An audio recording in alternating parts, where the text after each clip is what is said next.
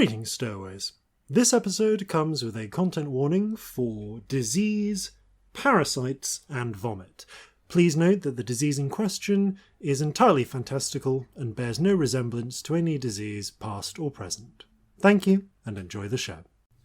Greetings and salutations, and welcome to Flintlocks and Fireballs, where a handful of mad actors will attempt to survive the treacherous waters of Dungeons and Dragons. I'm your host and Dungeon Master Jason Phelps, and I am joined as ever by Robbie, the once and future King, Bellekom. Yeah! Sam, the sword and the stone, Burns. And Ellie, I'm so sorry, but your best friend is totally sleeping with your wife, is going to run away from you, and your son is going to murder you and claim your throne. And you'll also kill him in the process, and it's kind of like, it's really complex, and it's going to spawn 800 years of history. Sparrow. Excellent. Black spot. Or whatever. What is it? She says, Lady Macbeth, oh, there's blood on my hand. The black spot is Treasure Island. That's the one. Yeah, out damn spot, I think, is Lady Out Macbeth. damn spot. But I'm totally here for a crossover. I'm totally here from I want that Macbeth, crossover. Treasure Island crossover. Lady Macbeth has to be the protagonist or I'm not watching it. So the three witches are weird. I was trying to remember anything about pirates. Treasure Island. And All you couldn't think everything's of was the Muppets in Muppet my one. head. Yeah. And now this version needs to be Muppets. Okay, Yes. Who is the one human character in Muppet Macbeth Treasure Island? Macbeth Definitely Island. not Lady Macbeth. She has to be a Muppet. Or maybe it's a Oh, yeah. really Oh, she's Miss serious Piggy. actress really trying very hard to play Lady Macbeth while everyone around her is Muppets and they're trying to do Treasure Island. Weirdly, it's a weird casting choice, but I want Phoebe Waller-Bridge That would please me. as this Lady Macbeth. Weirdly, I was going Helen Mirren, but I also like this option. That would also, yeah. And everyone else is Muppets.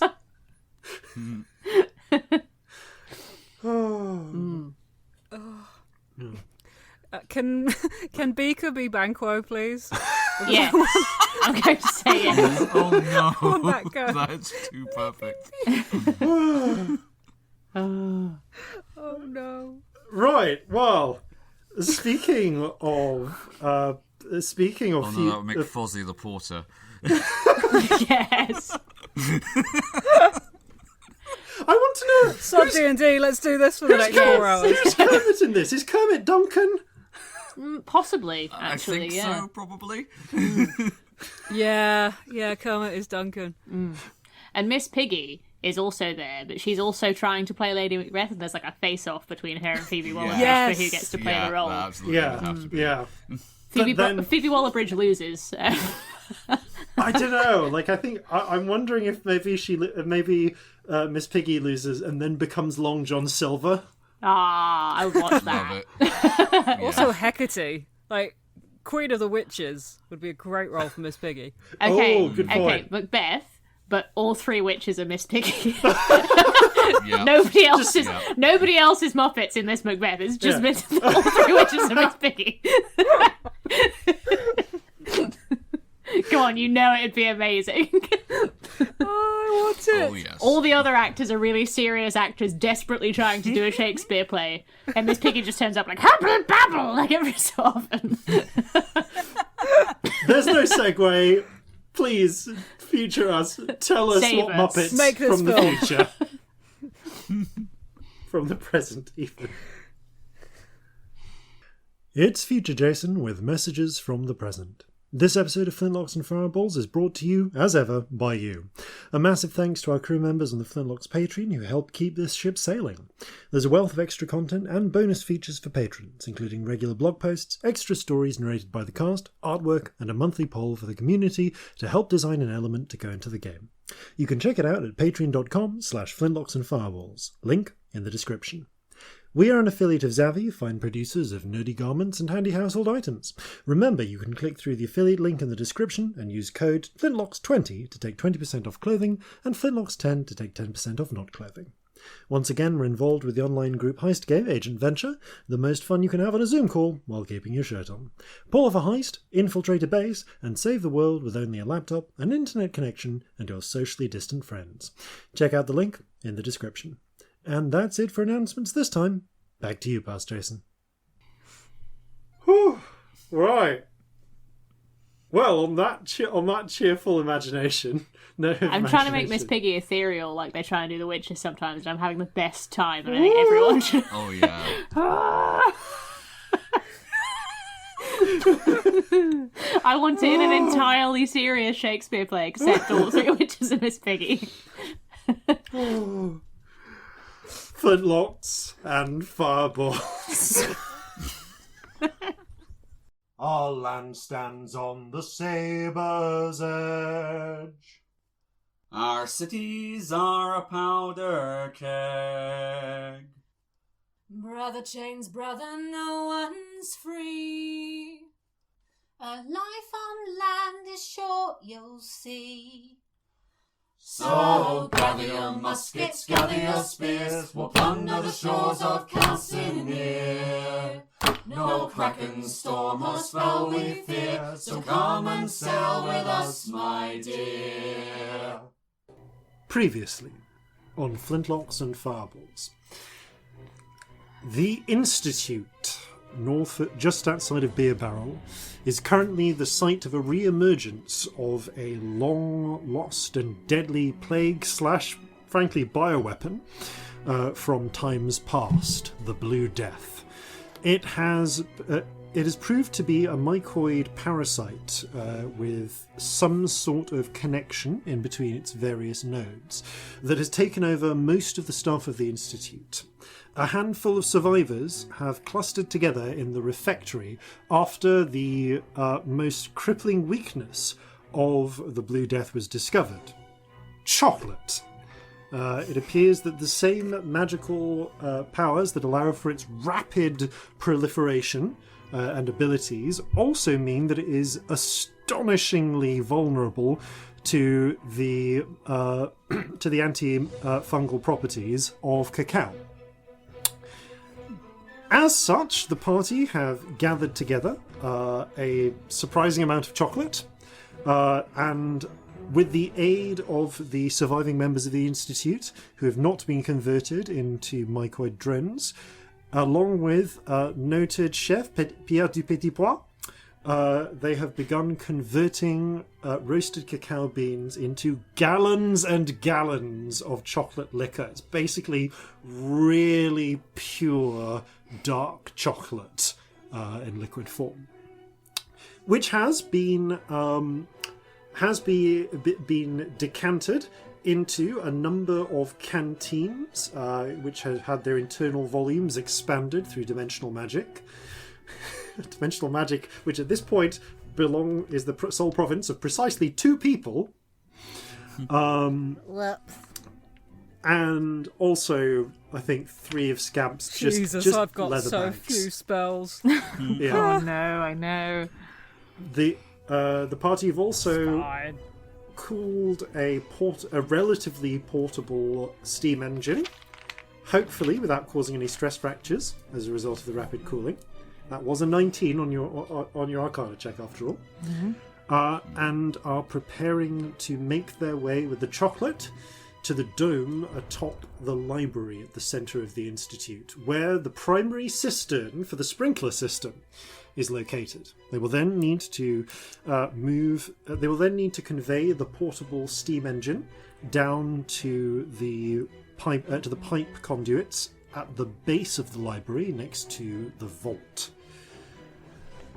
And assuming they can do all of that, they still need to turn it on, hook it up to the pipes, and pump chocolate through the sprinkler system in order to spray all of the interiors of the Institute with a fine mist of chocolate in order to cure those inside.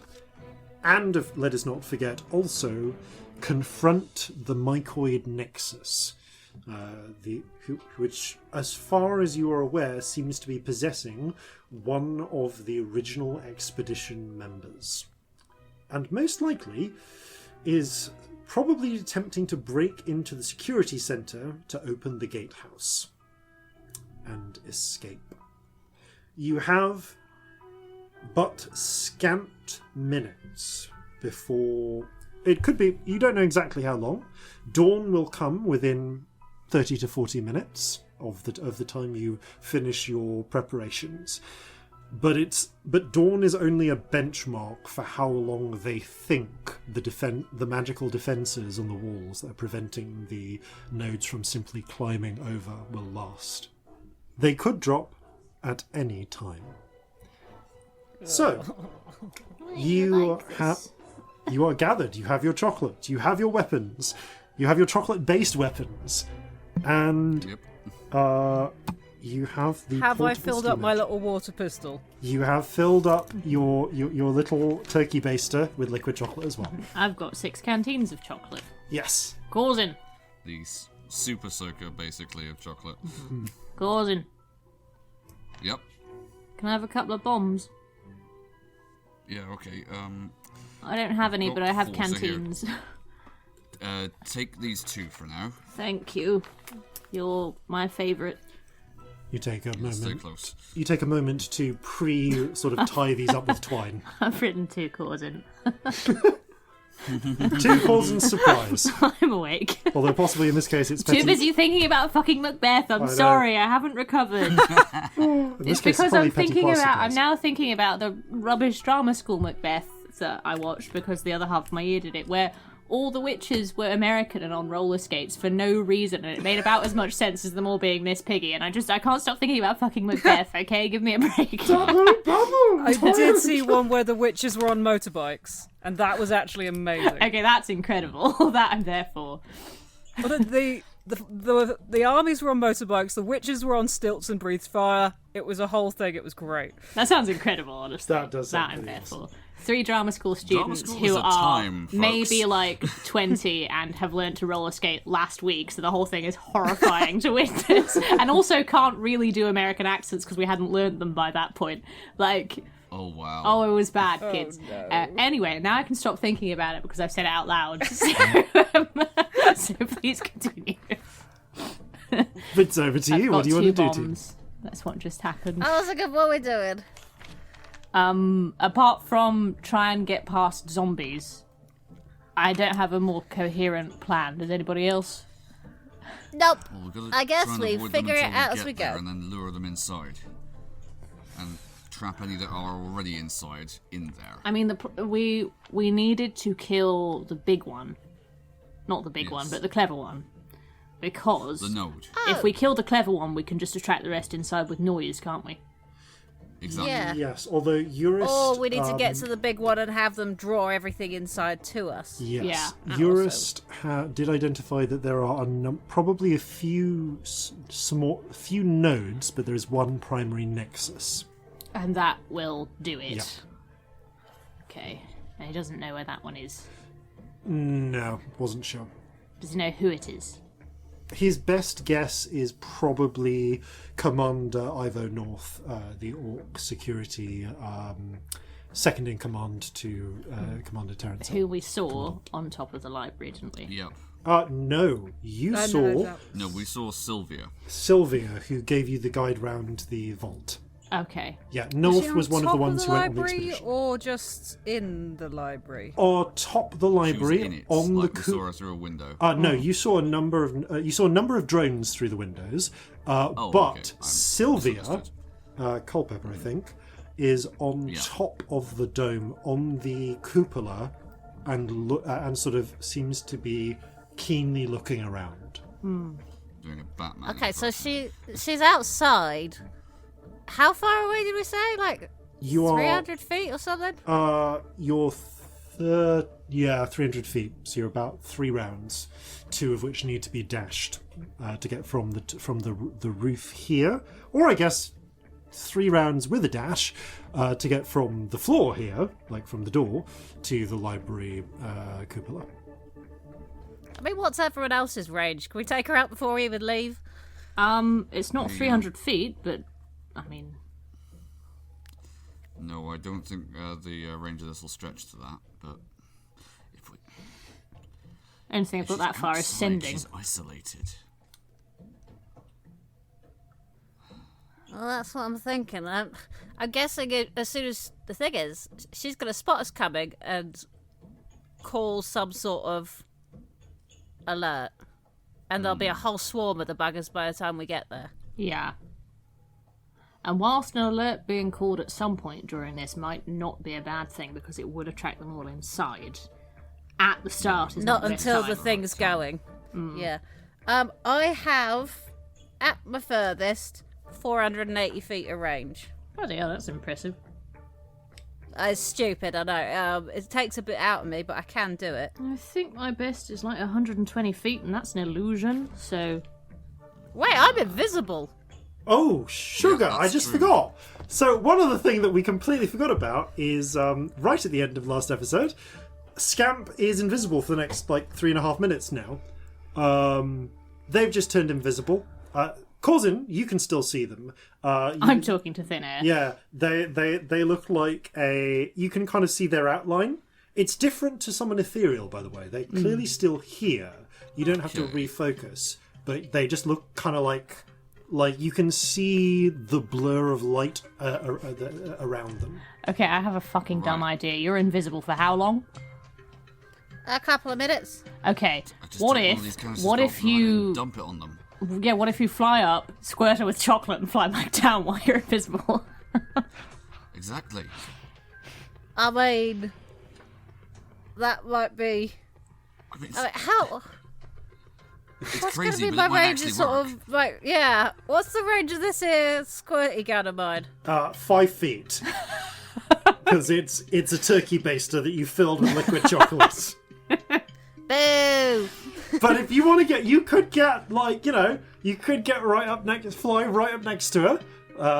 I would allow the stealth check. I mean, what we were planning to do anyway, we were planning to fly up anyway, were we? Or am I going mad? Yeah. No, Well, that is the plan. If you cast fly on us and go first, Yeah. that could actually work really well. Okay. We'll have to hurry. 'cause I Remind don't- me how the chocolate... Yeah, how does the chocolate work? Does it need to go in her mouth? Ideally, but it seems to be just body-to-body or bodily contact. I mean, we have just got it on them before, but I don't know if it's different with the... a medicine check, Corzin. Okay. That is an 18. Okay. From what you've observed, bodily contact has an effect, and especially so with the weaker drones. But when it's just hit them on the arm, they've thrashed around for a while before it's kind of overcome them and they've vomited out the parasite and so on. Whereas the ones that got some in their mouth, or actually in their eyes, managed. It was almost instantaneous.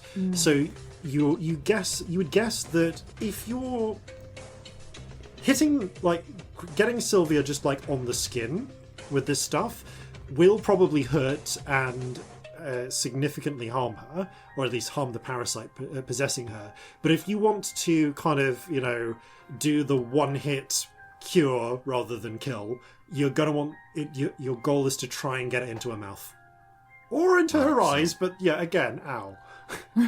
Aim for the head. Okay, what about... Okay, so this nozzle is quite small on this thing that now I'm holding is invisible. You Yeah. can't see it. That doesn't help. What if I got her up the nose? Would that do it? That Yes. would work, yes. I think you should do Ear, that. nose, Right. throat, they're all connected. Let's do this immediately. Yes, This is dumb. hurry. Okay. Before we think too hard and Right. discover something that's wrong with it, let's do it. Okay. I'm going to cast a spell. You get the thing upstairs. Yep. Got it. Okay. So hang on. How big Out a of spell do I character. need for this? Bloody hell. Whom are you casting fly on out of character? Who can fly? The three of us. Everyone can Because fly, we're so we carrying- can take the thing carrying up. this thing, we're going to Yeah. need it. Yeah. Yeah, because you each. What's your total? What's your strength scores each? Not high, mate. 9. My 9. strength score is 18. 18 11. and 11. Yeah, between the three of you, you can carry this and fly without needing to drag. That makes sense. Okay.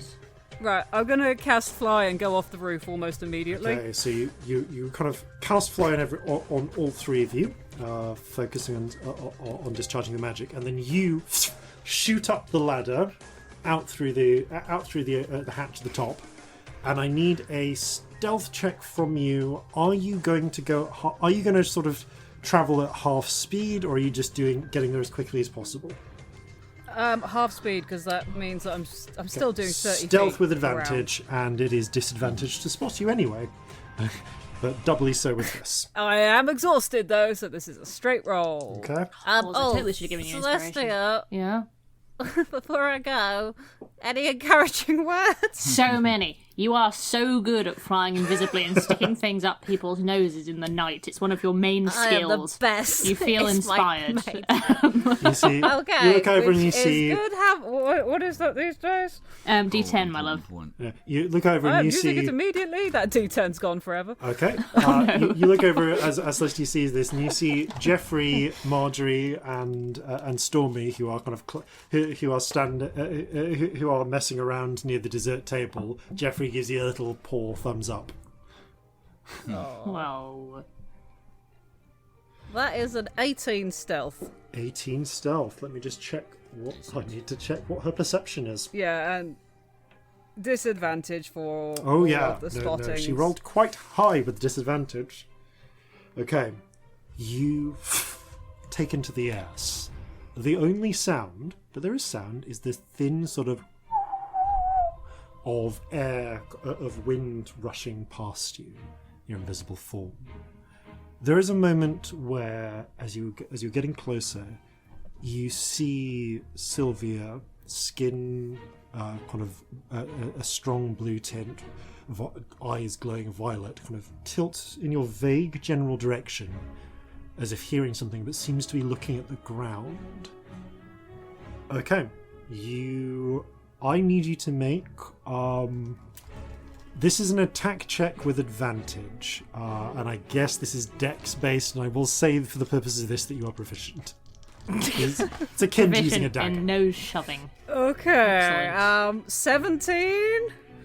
Okay, 17. It's not good. It's not great. But importantly, it is high enough than her normal. I've been ruling this as you're kind of going for a small target, so it's sort of like as if she has half cover, and that's just enough. Woo! You drop down. You drop down behind her, grab her by the mouth, and shove the turkey baster up one nostril. There's a brief moment before you just squirt a thick dose of liquid chocolate right down her nose and into her throat. Ooh, a chocolate up your nose sounds horrible. Oh, Ooh. it's awful. It sounds and awful. The expression that you are barely managing to suppress with like your hand over her mouth becomes Sorry. more erratic as she just starts throwing up these strange blue mycoid nodules in between your fingers. You manage to get enough chocolate on your fingers that they also disintegrate before they can touch your skin, but you see her slumped over onto her hands and knees, just vomiting up mycoid node for a few moments before slumping to the ground, unconscious and breathing. And cured. Huh. Good Okay, little message well, I'll through the pop on stones. back then. Yeah. Does it work? Are you okay? Yeah. Yeah, Good, I good. think I found out that there's a limit to how far away I can see things that are invisible. Indeed, And once you're beyond it right now. Once Scamp goes more than 120 feet from you, the blurry outline you can see vanishes. Okay, that's good to know for future things, though. Yes, well, I mean it's a reasonable distance, but not infinite. Now, because we you've did been, that sort of from that dragon. That fire dragon thing. True. because of the fact that Scamp has gone over on their own, initially at half speed, comes back. As the three of you pick up the steam engine and fly up through the roof hatch and over to the top of the cupola, Scamp, your timer expires just about the time that the three of you get into the cupola with these steam engines. So we're all up the top now. Yeah, you fly over and above Convenient. all of the patrols. Because there's no one else looking at the sky right now. You already took out the sentry. They don't spot you. Are you having a random magic that really helped? Yes. Yeah, look at that. Not pretending to be dead for a while or exploding unexpectedly. Look at that. I think the pretending to be dead was actually worse than any of the other ones you've ever had. I nearly had a fucking heart attack again.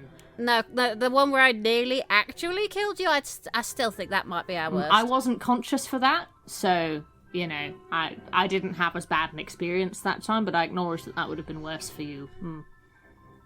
Yeah. Can double check Sylvia just to make sure that she's not in danger of drowning. Can I have a medicine check from you, please? Yep. I totally should have checked that. She's already dead. Just the thing that I thought. Okay, that's a 12. She's face down, but you check her breathing and her airway breathing circulation. I'm the worst. She's okay. You do put her into recovery. Position. You also take the opportunity to just, as you're doing so, you can, if you wish, relieve her of some of her belongings.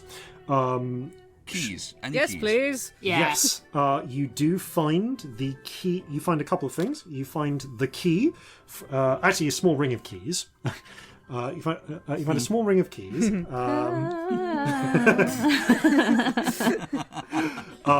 as well as a small, almost like a metallic. It's separate from the keys, but it's almost like a small metallic fob with a series of dwarven runes on. That you're not really sure what it's for. Well, that looks interesting. Yeah, I'd say that's and that's mostly what you locks, dwarven locks, I guess. Yeah, that's what you find in terms of keys. Is it the vault? Something to do with the vault, do you think? Probably. She also has a truncheon and a revolving pistol, although her drone form did not apparently go for either of them. I'm gonna leave those, actually, because... Might need them when she wakes up. When she gets back up, she Yeah. might need to defend herself. Yeah, we don't want to just nick her weapons. That would be bad. Plus, you know, I'm not short of weapons. Yeah. I mean... I don't know, does Corzin have enough? But is what the real if you question. run out? She also has I 46 didn't say silver I in a did- I wallet. had enough, I just said I'm not short of them. Also, opportunity for a silenced pistol if we find it, which we mustn't forget about. Yeah, Yes, we right? should do that. But I didn't yes, write down where that was. it is one of the labs on the way down. You Also, were it's told. not a rifle. It's a silenced rifle. That's Yes, the one, yeah. carbine. Lab 42. Lab 42 on your way down. Okay, speaking of your way down, there is indeed a small hatch here on this level, which is probably... It would be a tight fit, and the kind of tight fit where you're scraping things to try and get the steam engine through it. It's basically a small hatch, which, upon opening it, there is a ladder leading down to what you can see through the thin illumination that comes through the hatch. What appears to be a very large metal tank built into the dome. Kind of like, it's not built into the dome, like it's not flush with the walls, but it is resting on within the dome itself. And you can see that if you follow the ladder down, which kind of runs down the edge of this particular tank, there is a quite dark, but all of you have dark vision at this point. There is a sort of like doorway, which presumably leads to a stairwell. You can also see that there are there is a particularly thick series of pipes that goes from this from this cistern into the wall and presumably down from there. There are also... Oh, I'd like an investigation check, please. Okay. From anyone who wants to study this in more detail. Ooh, Yeah. Well, I can assist you. You've got the best one. I wouldn't actually, because I've got a level of exhaustion, so let's all do separate ones. Oh, okay. I won't get advantage anyway. But you'll get I will Straight get roll, disadvantage. You can use both use your action to give Corzin advantage if you so wish. What's your investigation? My investigation is it's only a +1. Mine's a +6. Is think it worth me doing a straight roll? I think It's almost probably exactly the better same. you doing a straight roll, to be honest. Okay, should we do that? Okay. Because isn't it on Yeah. average like +5 It by, is, yeah. by advantage? So it's pretty much the I same. don't know. What do you want to do? Do it! Roll! No, roll a roll straight again. one. Roll. Oh, it's really good. It's a 13. Okay, 13. That was sarcasm. It's not really good. It's you terrible. I rolled a can- 7. It's enough that you can see what appears to be a large pipe with a wheel over it, which is marked quite clearly in Jovan emergency release valve. That looks like an emergency releases. That's what we want, isn't it? Absolutely, yes. Excellent. Right. Sure. So we put the chocolate in a thing, Yep. basically. Yeah. Let's do that first before we worry about getting this big old machine through. 'Cause Yes. that could be noisy and messy. Let's get the chocolate in first. Okay. Yep. All right. You climb down. You can see now that there are, as I said, a number of pipes. There is the emergency release valve connected to a huge pipe as well. You did not find within that investigation check an obvious place to put it in. That is just there's no obvious hole that you can see just from looking around. I don't understand where we're supposed to put this. Help. Should we make a hole? We could just make a well- hole. Oh, but isn't it That being feels bad, pressurized to come out if we make a hole? Will we Oh fuck yeah, that? then maybe that might be Yes, bad. a hole made can be passed through in both directions. Wisdom. Sorry. Filthy wisdom. You learn this when you grow up on ships. Right. Right. Right. Well, I've learnt several things I'm about not making you. this any better, am I? But Nope, point you're being, not. Did they tell us how to do it? Should we go wake up our friend on the roof? Maybe we should. Also, she might know where the big node person is. She might be really helpful in many ways, and I feel bad leaving her out there. Yeah, maybe we should wake up our roof friend. I'm going to see what I say, can do for her. all right. I'd like a medicine check to see how quickly you can wake her up, unless you want to use Yeah, magic. sure. If it looks like it's... Ooh, I don't know. I don't have a lot of magic on me. Natural 1, but lucky. Ooh! Okay. That is a... Oh. That's a 14. Okay, as you're climbing up, you're about to start looking at her when you trip on the top rung and just fall into her. Damn it! Oh, Sorry about that. my You head! all right? I think you fell into my solar plexus. Sorry. Here. Let me help you. Hello! Hi, sorry about the chocolate up the nose. Oh.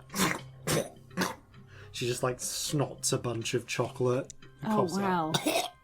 I'm sorry, is I'm one not having case a where good the- day, are you? As nasty as that is, I think this is an instance where the cure is not, in fact, worse than the disease. Oh no! I can feel. Oh my! Oh, St. Fury! It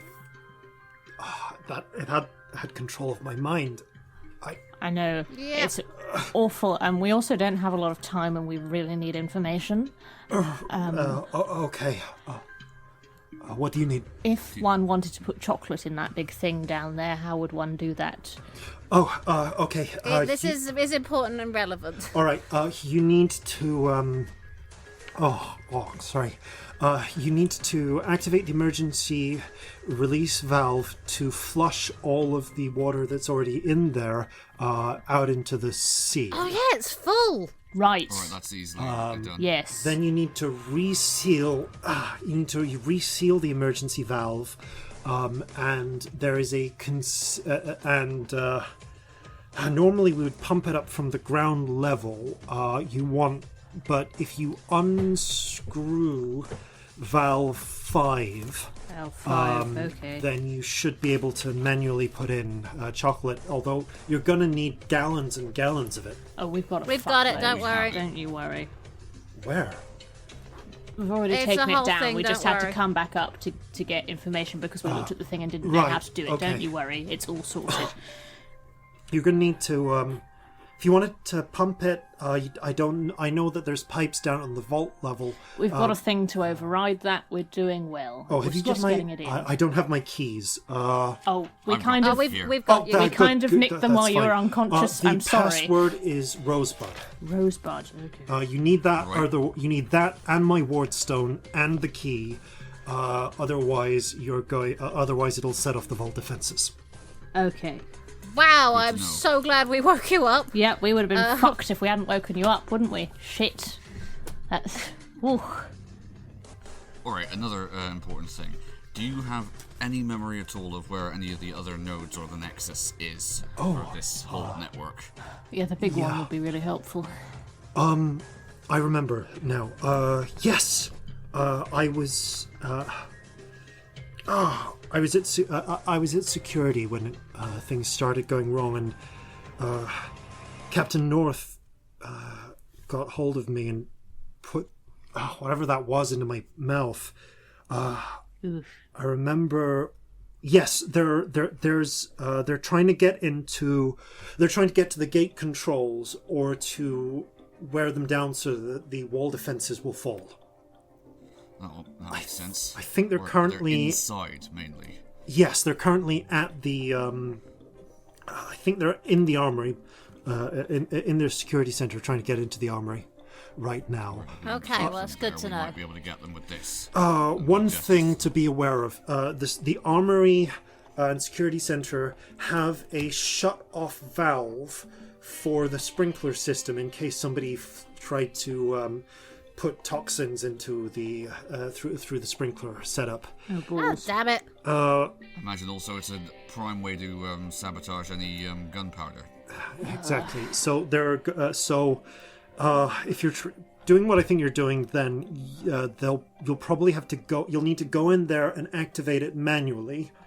It is in the main security center outside of the armory. All right. Right? That's fine. Okay. And everywhere that is else good would to already know. be covered in chocolate by that point, which will help us get there. So That's my good. point, yes. Okay. Doable. Right, we have a lot to You're do. gonna be all right up here. Just leave me with my weapons. I'll be all right. Okay. Keep them close. You don't want to come with? You'd You're be very welcome, if that would be better. At this point, she looks down, and shudders a little. Purging that thing from my system, I feel like I've just run a marathon. I can barely walk. That's here. fair. You're probably safest here, to be honest. I'm probably gonna. If you Although, can give me a hand, once the chocolate starts, yeah. might be worth getting into it. If you can give me a hand down into the atrium, into the dome itself, next to the cistern, I can probably hide out here, and if anything comes to try and get the cistern, well, I'm armed. All right. Oh, that's a Good, good alright. thought. All right, come lean on me then. You assist her down, and with a bit of guidance, are able to turn the emergency release valve. You hear the sort of flooding of water, not down into the main pump system, as you then hear distantly the sound of sploshing, as in fact, if you climb up to the cupola to take a look, you can see down, there is actually like a gutter channel that runs from behind the library down to the beach, and water is just going into that and being piped on out into the sea. It does take, unfortunately, it does take you about 3 minutes of tense waiting for the whole cistern to finish venting. You seal it shut. And then you're at valve 5. Somewhat annoyingly, none of you have a spanner. No, we don't. So, unless you can figure out a way to give yourself mechanical advantage in unscrewing this pipe, I'm going to need a fairly intense athletics check if you want to just kind of wrench this thing by hand. Alright. I mean, Corzin, I think you're the only one that could. I'm just looking at if I have anything in my... I'm going to have a look if I have anything weird in my inventory, because there's always a possibility. Anything that can there? serve as a spanner. Okay, alright. I have the manacles. Now, if they're the clasp kind, I might be able to use them to grip either side of this. You know what? I'm going to say that they are. Alright, with another person holding them steady, Yeah. Alright. I will say that gives you advantage on the athletics check. Cool. Okay. Here we go then. One of those was a 1, so I'm re-rolling that. Excellent. Okay, and it was better, so that's worth doing. Yeah, that is a 22. Okay, you fix the manacles into place to give yourself a bit of mechanical advantage. There's a moment where you actually just slip on a little bit of leaked water and hit the ground. You kind of get your shoulder and it's like, oh! But it does just give you just that little bit of an extra push and the pipe comes off. Well, that's done it. I was about to make fun of you for falling over, but you just saved the day by falling over, so congratulations. I'm not going to make fun of you. Whatever works, I guess. Yes, excellent. You begin... this pipe is actually quite up near the top, fortunately. So you start the bizarre process of unloading these canisters, like these flasks of chocolate in. And because of the size of them, they start coming out. They're not quite under pressure, but it is like when you stick a hole in a very full bucket and it just like streams out in a clear like stream. Unfortunately, you quick as this is, it takes probably another. There's not really any way to speed this up. No, you just got to do it. You just got to do it. There's the you. As quickly as you can do it, you are essentially reloading a cistern with a non-pressurized fire hose. So I'm going to say it takes another 7 minutes. By which time Probably would. That's fair. Yeah. Your fly is worn off. Can we try and get the oh yeah, fly is good. But can we try and get the thing in while someone's doing this? True, actually. Doesn't it need all three of us to It move? does need all three of you to carry, but I guess you could leave Sylvia with the bottles and the bags. Depends. Are you okay to carry on here while we move this? Can you do it? I think I can just about manage. Yeah. Are you sure? Just make sure They're nothing. pretty light. I can't.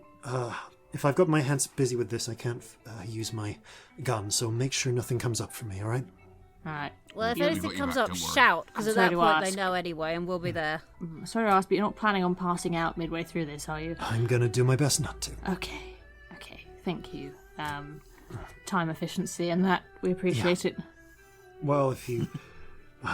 Let's hope so. Otherwise, you're just gonna come up here to a room full of chocolate on the floor. Yeah. All right. Whoa, this comes in. There's a lot more in here than it looks like. Yeah, you've Yeah, got to it's do a all whole of them. thing. This is violating several laws of magic. Just don't think about it too hard. It's a long day. It's also saving our lives, so Yep. let's Just- not worry about that too much. You just okay. You carry on with that. We'll get a drink after this, okay? I mean, it's not the weird. No, it is the weirdest thing I've seen today, which is, wow. I'm just going to focus on this. You go. Yep. You go. Okay. You climb back up to the cupola where the where the steam engine is. All right. Now, did we have some sort of like laser cutting thing, or did I just imagine that? You have. We do have that. You have an ancient, gigantic, essentially cut. Blowtorch, essentially. Yeah, a blowtorch / cutting blade. Yeah, it has advantage against like objects, doesn't it? It does. So we It have a does hole that stupid would be amount- better if it was bigger. You do have a hole that would be better if it was bigger. Oh my god, you're a genius. Let's do It's a that. hole, but there could be more hole. Okay. Always get a bigger hole. Everything sounds filthy tonight. Everything yeah. everyone's saying. I Holes don't know why. and help, episode 130, whatever. Flintlocks and Fireballs. There's been a lot of That's things 140. squirting. There's been streams of it's just the Oh, yeah. whole thing. Streams of chocolate coming through holes. You take out what appears to just be like a little circular shaft and make it grow. Excellent. Jesus. I don't feel like we're normally this kind of D&D podcast, but I'm into it. But no, you get out the what looks very much like almost like a little hilt with for blade. Activate the runes, the gigantic glyph on it, and out of the end spears a small. Well, actually, it's like sack's length. So it's you could use this as a sword if you wanted, but it's like cutting knife size for a giant blade of just gently vibrating, humming red light. As you kind of hold it down carefully, place it on the edge of the stonework. It moves with just a little bit of resistance. It's not like putting a knife through hot butter. It's like putting a knife through cold, hard butter. Okay. Weird. So it is moving pretty fucking quickly, given you're cutting a hole in stone. Yeah. Probably takes you Can we about. put some like a cloak or something to catch the bits so it doesn't just clunk, clunk, clunk everywhere? This isn't coming off. Here's the thing: if you're doing this in a circle, this is going to come off in one piece. Can I stand under I'd it like and to do hold it off in slices, Yeah. Oh, okay. You're going to do it up in Just slices. slightly. In which case, then. Or yeah. if Corzin could hold it and catch it. Okay. Maybe we should have Corzin on holding duty. Yeah. Yeah, Celestia's rubbish. Corzin's going to like Fair. you lean against the ladder, brace it with your hands. We should also have Corzin at the bottom when we're carrying the heavy Yes. thing. Fortunately, the Yeah. blade is long enough to go all the way through the masonry here, which means that Corzin can see clearly when the blade is potentially likely to go near his fingers and move them in, Yep. because this thing also cuts through flesh and bone. Oh yeah. And honestly, it is as much from your inexperience using this thing as anything else. It takes you about 30 seconds to cut a roughly circular hole wide enough for the steam engine to go through, just with a. Causing you take several pounds of masonry, like the ends of which are faintly blackened, but like not. But surprise it, like a very, very neat and contained fire has gone through them. Do you think you could use this with a loaf of bread to make toast? Yes, but it only has so much charge, and that would Indeed. be such That a is- waste of it. Honestly, the most halfling thing I've ever heard. I mean, I don't know if that's prejudice or not, but fuck me. Only a halfling would look at this and go, toast. Just a thought. It's an amazing thought. I love it. I'm in full support. It's a great Let's make thought. I'm totally weirdly, here for it. magically expensive toast. But only you would think of that. I mean, you'd have to be very quick, otherwise it'd be very burnt. I have to hurry. Speed toast, if you will. Oh, I could really go for some toast. Love some toast.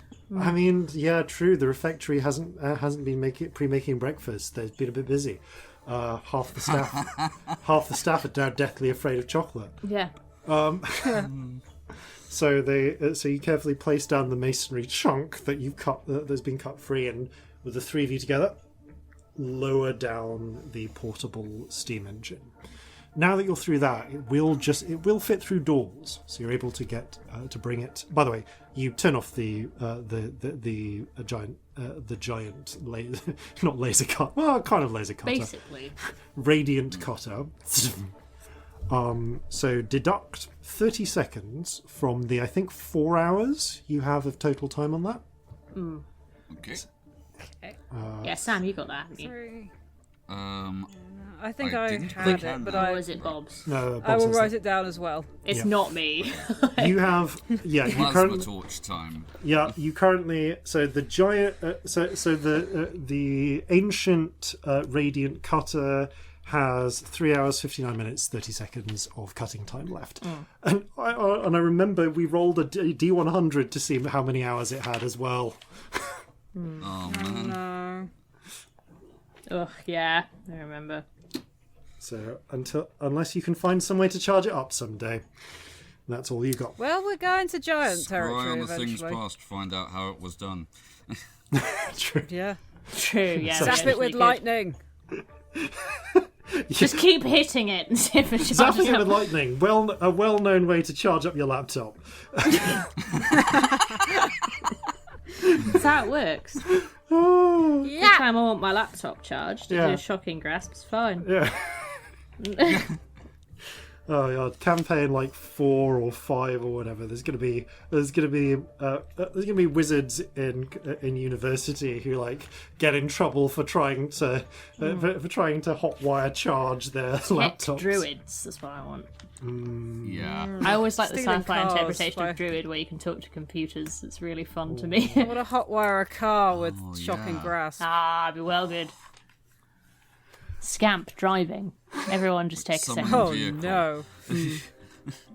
Yeah, I've taken enough time to think about Scamp driving. Now I want to stop. Let's carry on with what we're doing. Okay, so you get the so you've got the machine question.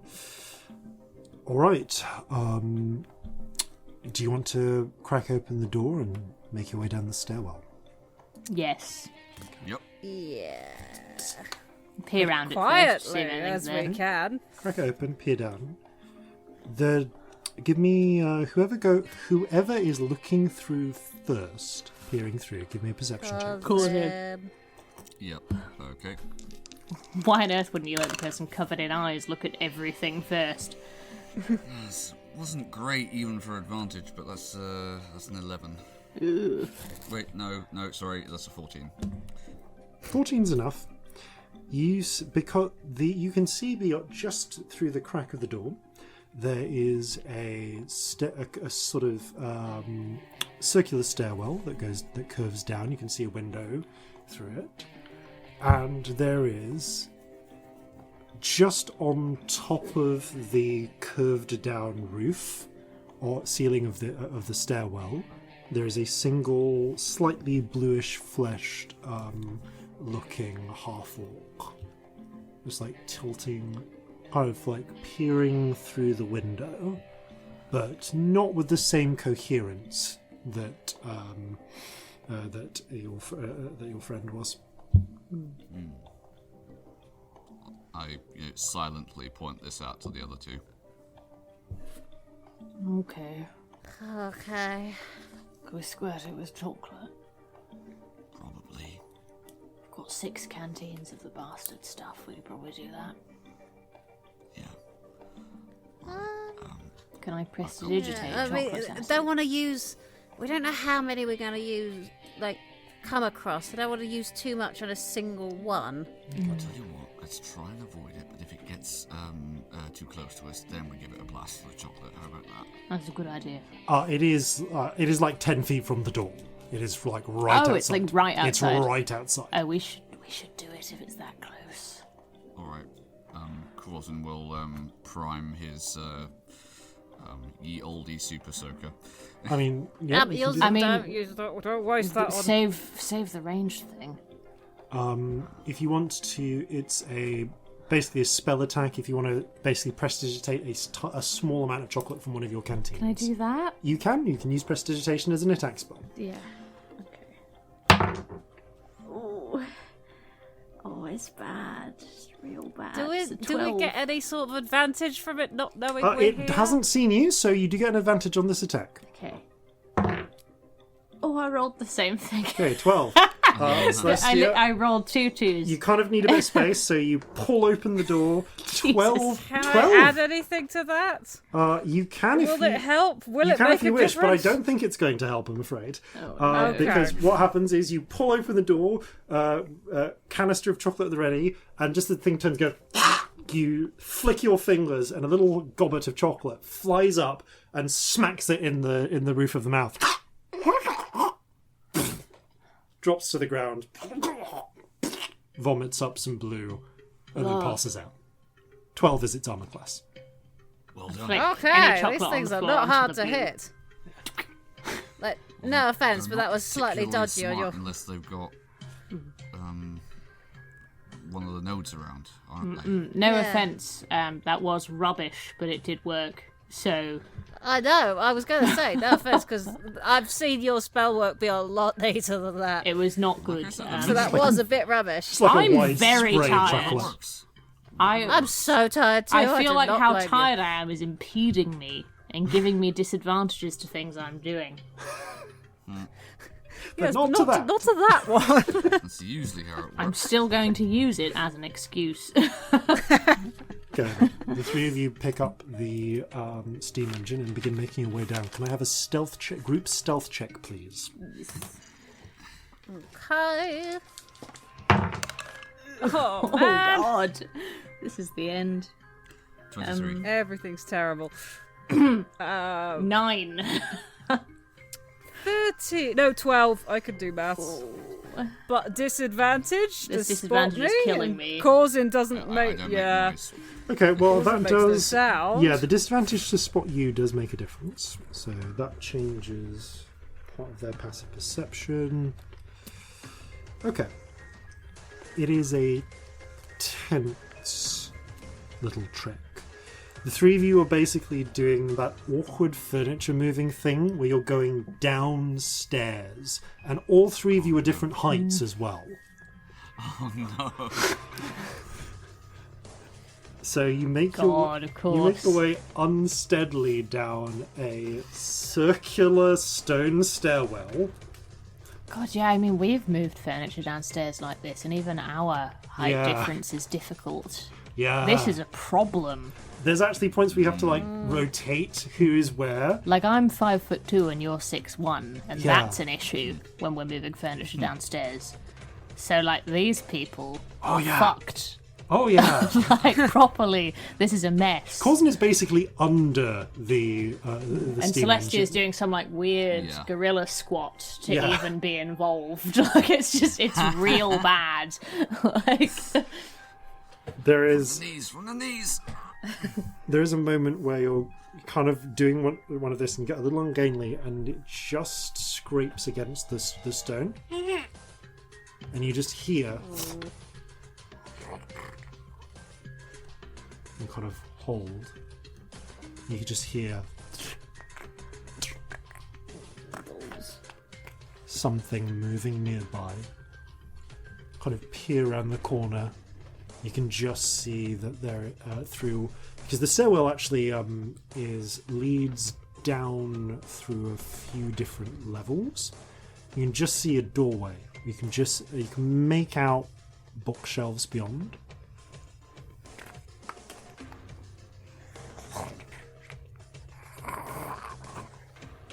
Pallid blue flesh is just visible through the top of the doorway arch, as if something is climbing along the ceiling. can I shoot some chocolate through the doorway arch? If you want to. Yeah, I'm gonna panic and do that. Okay. Oh no. Roll roll an attack. 30-20. Okay. Okay, it drops to the ground with a sound. So your scratch didn't alert the horde. That might have. But that might have drawn some attention. Oh shit! I thought I was clearing the way. I'm sorry. So at this point, as this one hits the ground, you hear a sort of from multiple sources on the same floor. Oh fuck! Sorry, that was a bad idea. I panicked. Damn it. Okay, you can, if you wish, try and just essentially leg it down this stairwell now. Yep. I need an athletics check from everyone, please. Oh, God. Because you're carrying this thing and trying to move quickly. Huh. That's not terrible for me. It's a 12. That is terrible for me. 6. That's a 10. Oh no! Okay, you scramble down. You actually get out of the way of the first, just as that's in time not to be immediately seen. But then, you got a 6. Me? Celestia, you're trying to, Blood you're magic. spinning, trying to do it, and you just completely. You're still got a better modifier than me. The steam engine slips out of your grasp, slips out of Corzin's grasp, just completely slips out of Scamp's grasp, and you hear a ding, ding, ding, ding, ding, as it goes down the stairs. I fucked this up on multiple counts. And from both ends of the stairwell, you hear the scrambling of feet and hands as blue-limbed figures just flank you. Roll initiative, please. Oh, I fucked this up real bad. A little bit. That's fine. 24. Okay. Oh, it's one of those situations where I'm going first and I don't know what I'm doing. 19, was that, Scamp? 14. Oh, 14. Oh, no. Okay. Alright, so... and then 14 for Scamp. Okay, so Celestia, you are partway down a stairwell. From what you can just see through past the doorway that you passed, what looked like the upper floor of the library. So below the main dome, where there's lovely walnut bookshelves with lovingly arranged books. With you noticed on your way down little book covers, like little library shelf protectors against water being sprayed from Books are above, safe. and in this case chocolate as well, potentially. You do. I would note actually that you can also see. I need a perception check from each of you in turn at the start of your initiative. So Celestia, first, please. These two dice I just want to roll the same numbers. Like, that's their favourite thing. Every time I've rolled with advantage or disadvantage, it's been the same numbers on these two dice. So weird. So that is an 11. Okay. You also, so you can see that that first floor kind of opens up into a void which surrounds the main sort of central floor below and then extends into the labs. Which means that the floor directly below you is probably leading onto the ground floor, or sort of the ground floor mezzanine actually, and the first set of labs that before the second set on the sort of floor just below that. And you can definitely see that there are at least 8 of mycoid drones clambering out from that first floor and coming down towards you through the tightly packed stairwell. Mm-hmm. And another 8 piling their way up from the floor below, scrambling along the walls of this stairwell. You can also hear the sounds of screeching where the falling steam engine probably knocked a few over like bowling pins. But that has now curved out of your sight. Okay. You will need to progress downwards if you want to find to get to the steam engine, and also go where you needed to go anyway. Mm-hmm. Okay. So is it a sort of half and half situation, like half are above us and half are below? Yep. And they're all within, at this point, I'm going to say 30 feet. Okay, and do any of them look particularly intelligent? They all appear to be the same sort of animalistic, kind of low-grade mycoid possessions. And there is a door, the above stairwell, and the below stairwell. So, about half a flight of stairs above you, there's a little landing with a door to the first floor. Yeah. Presumably below you, but out of sight because of the curve of the stairs, there is then the stairwell. There's then a doorway to the next floor beneath you, but you can't see that right now because because of the curve of the stairs. And time is currently of the essence. Yeah. Yes. Okay. Yeah. So if I do a major image at 6th level, Yes. it lasts until dispel without requiring my concentration. Yes. You create a permanent image. And how long do we have until dawn? You've already spent close to 15 minutes dealing with various problems, so anywhere between 15 to 25 minutes till dawn. Okay, cool. I'm trying to work out if 10 would do it, or if we want it to be longer. You know what? For now, 10 will do it, I think. Yeah, I think so. Yeah. Yeah, Well, I 'cause might we do need it. to be out of here by then. I'm going to do it at a level above 3rd, just because I'm so worried about running out of low-level spells to not kill people with. Go for it. Fair. So I'm going to make a wall of chocolate that basically cuts us off from both the door and the stairwell above. Got it. Like a big old, there's a leak in the ceiling and there's just Yeah. like a waterfall of chocolate coming through it. It smells like it. It does everything major image. To their eyes, a crack appears in the wall and just thick With- spray of chocolate. Yeah, with basically the idea of cutting off half the fight, if I can. Okay. Yeah. So this is a lower level one, so it still requires concentration. Do I have that right? Yes. Yes, got it, because you're keeping your 6 levels. Hang on, does it go if I'm out of 120 feet range? No, you just can't control it. Okay, but I could leave it going. You can leave it going, but once you lose concentration. You know what, that'll do. Yeah, Yep. let's do that. Okay, so the chocolate's wall bursts into existence above you, blocking off any attack from that Actually, room. no, I am going to do it at 3rd level. I'm doing it at 3rd level, I'm doing it at the normal level, because I might want confusion later. So, yeah. Okay, that has successfully blocked off half of the swarm. Okay. Make a note of that. And I think I'm going to leave it, because I'm aware that we have a lot more to do, and I don't want to use up everything. Okay. All right. Oh, can I go down to the steam engine? Yes. So you scramble down 30 feet, which brings you right next to the upcoming swarm.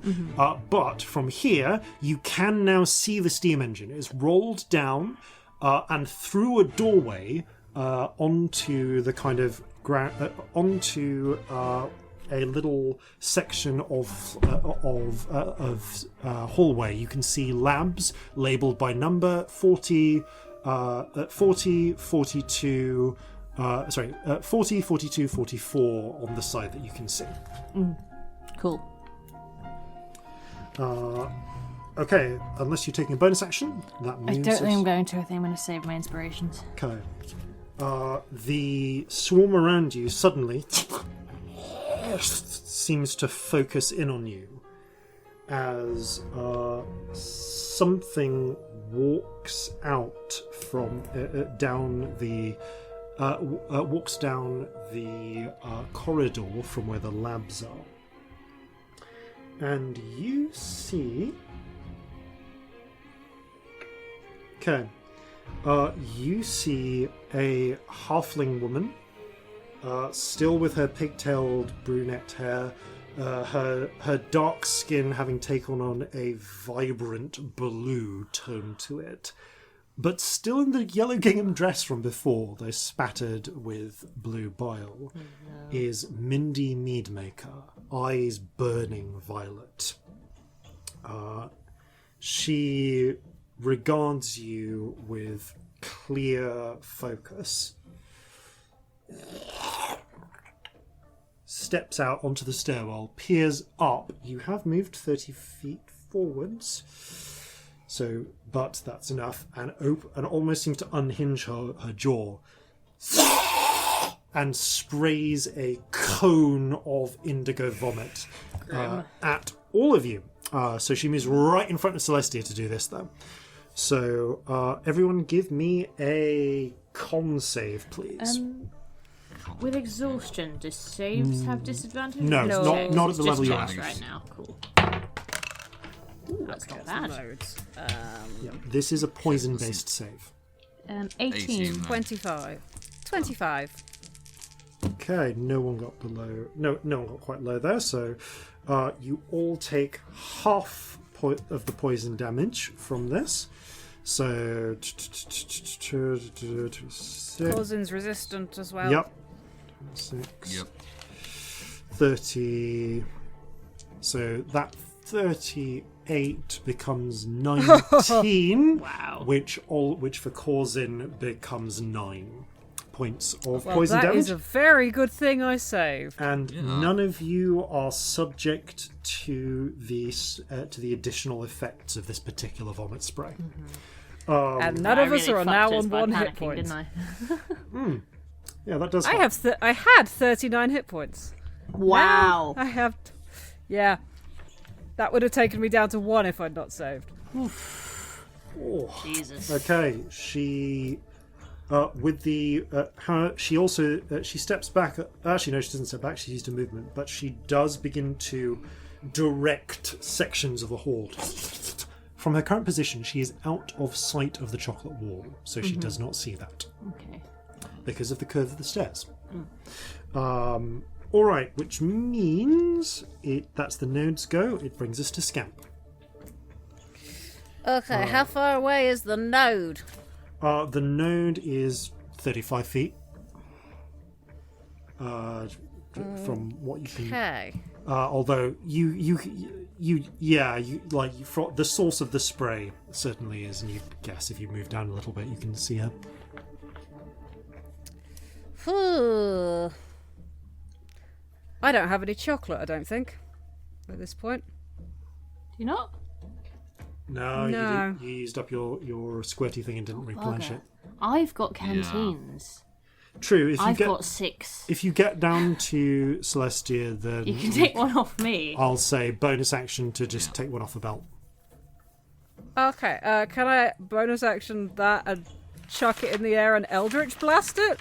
And try and explode it? Improvised explosive. Go for it. You scramble down, grab the canteen, open it, flick it into the air, and then all 3 blasts. Then just give me roll attack for all 3 of your blasts. I want to see how widely you can spread this, please. Okay. Lowest I rolled was a 22. Fine. Roll 3d6 damage, please. Not the Eldritch blast damage. No, it's the chocolate blast. I suppose Chocolate that's to the thing itself. That is 13. Okay, so the swarm gets a save and fails, so it'll take a full 26 chocolate damage from that. Node gets to make her own save.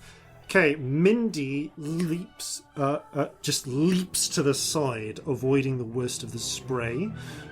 Does still take 13 points of chocolate damage. So as the spray hits, several of the creatures just sort of drop to the ground, start vomiting up their mycod parasites. Mindy catches some on her arm as she runs out of the way. You see the indigo starts to peel back into her ordinary skin color, but she does not immediately throw up the parasite. It seems to have a firmer grip over her. Okay, that I think that brings us to Corzin, because the swarm rolled low. Okay, so how far away from me is the main body of the swarm? 35 feet. Although actually, because of the spray, probably pushed back to 45 at this point. Okay, second question. Does the staircase we're on have a banister? It does! Excellent Would question. it be possible for me to zip down it If in you order to get to where I need to go?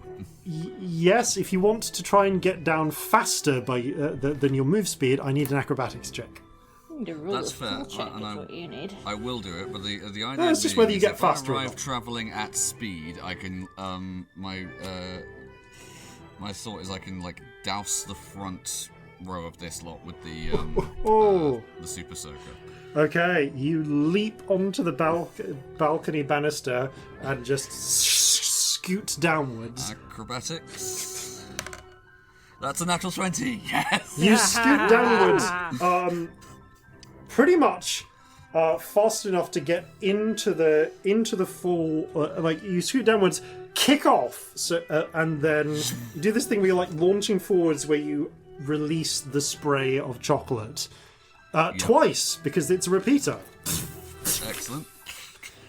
So it's 3d6 and 3d6? Yep, and I'll roll. Okay. That's 3d6. Okay. Ooh, that was very good. That's 16. Ooh, nice. It's not bad, yeah. Makes Okay. up for the 3 that I was rolling last episode. Yep. Yeah. Oh wow, and that's a sorry, my brain's just gone. 15. And a 15. Okay. Nice. So I that rolled 2 6s twice. So that becomes... Okay, I mean, honestly, at that point, that is almost enough that is enough damage that you see the knot of the swarm coming up and just barrel into it. You spray the entire front row, and as they start collapsing to the ground and converting, you barrel into them, roll off their body, and you see the ranks behind just spray down on them before landing on them, using them as human cushions. I think that actually takes this entire half of the swarm out.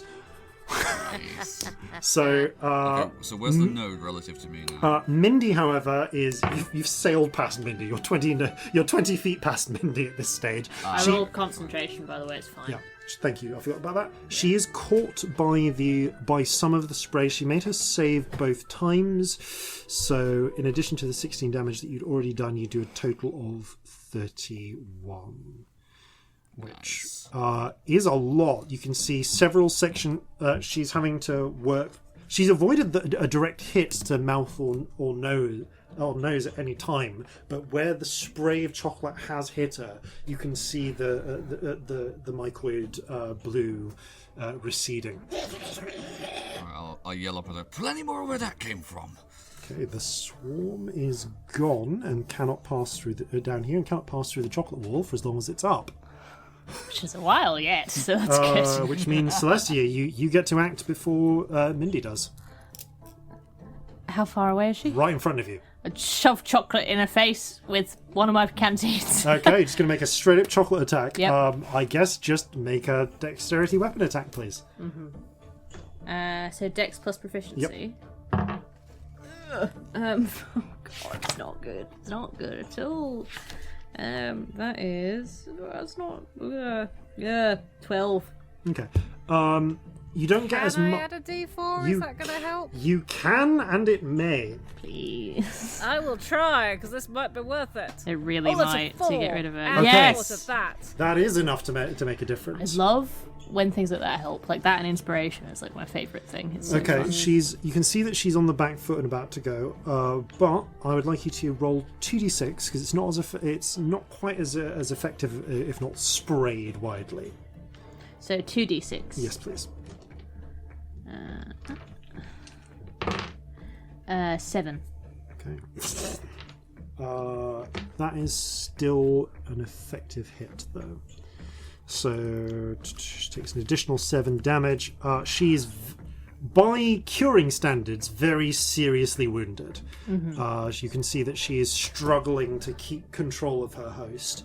But that brings us to her turn, I believe, unless you've got a bonus action or anything. Oh, nope. Okay. Oh, actually, how injured is Scamp?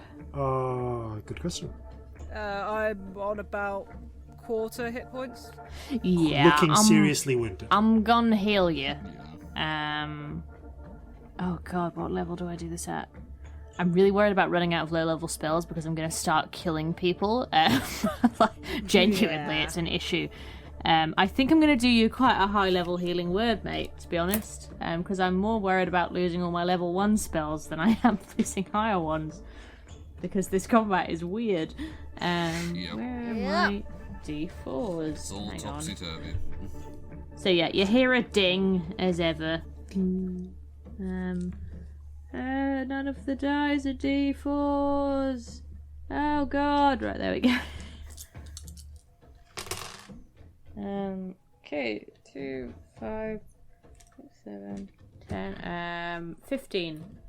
That's a shit roll, but hey ho, you've got some hit points.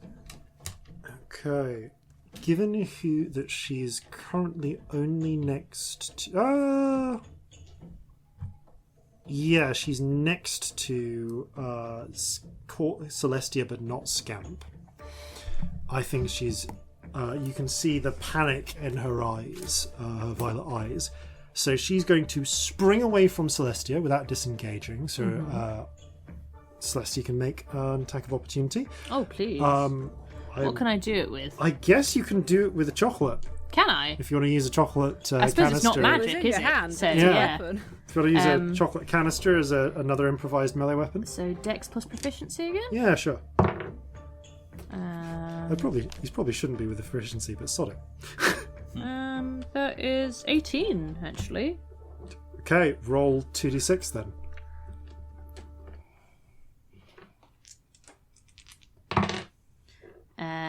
Six.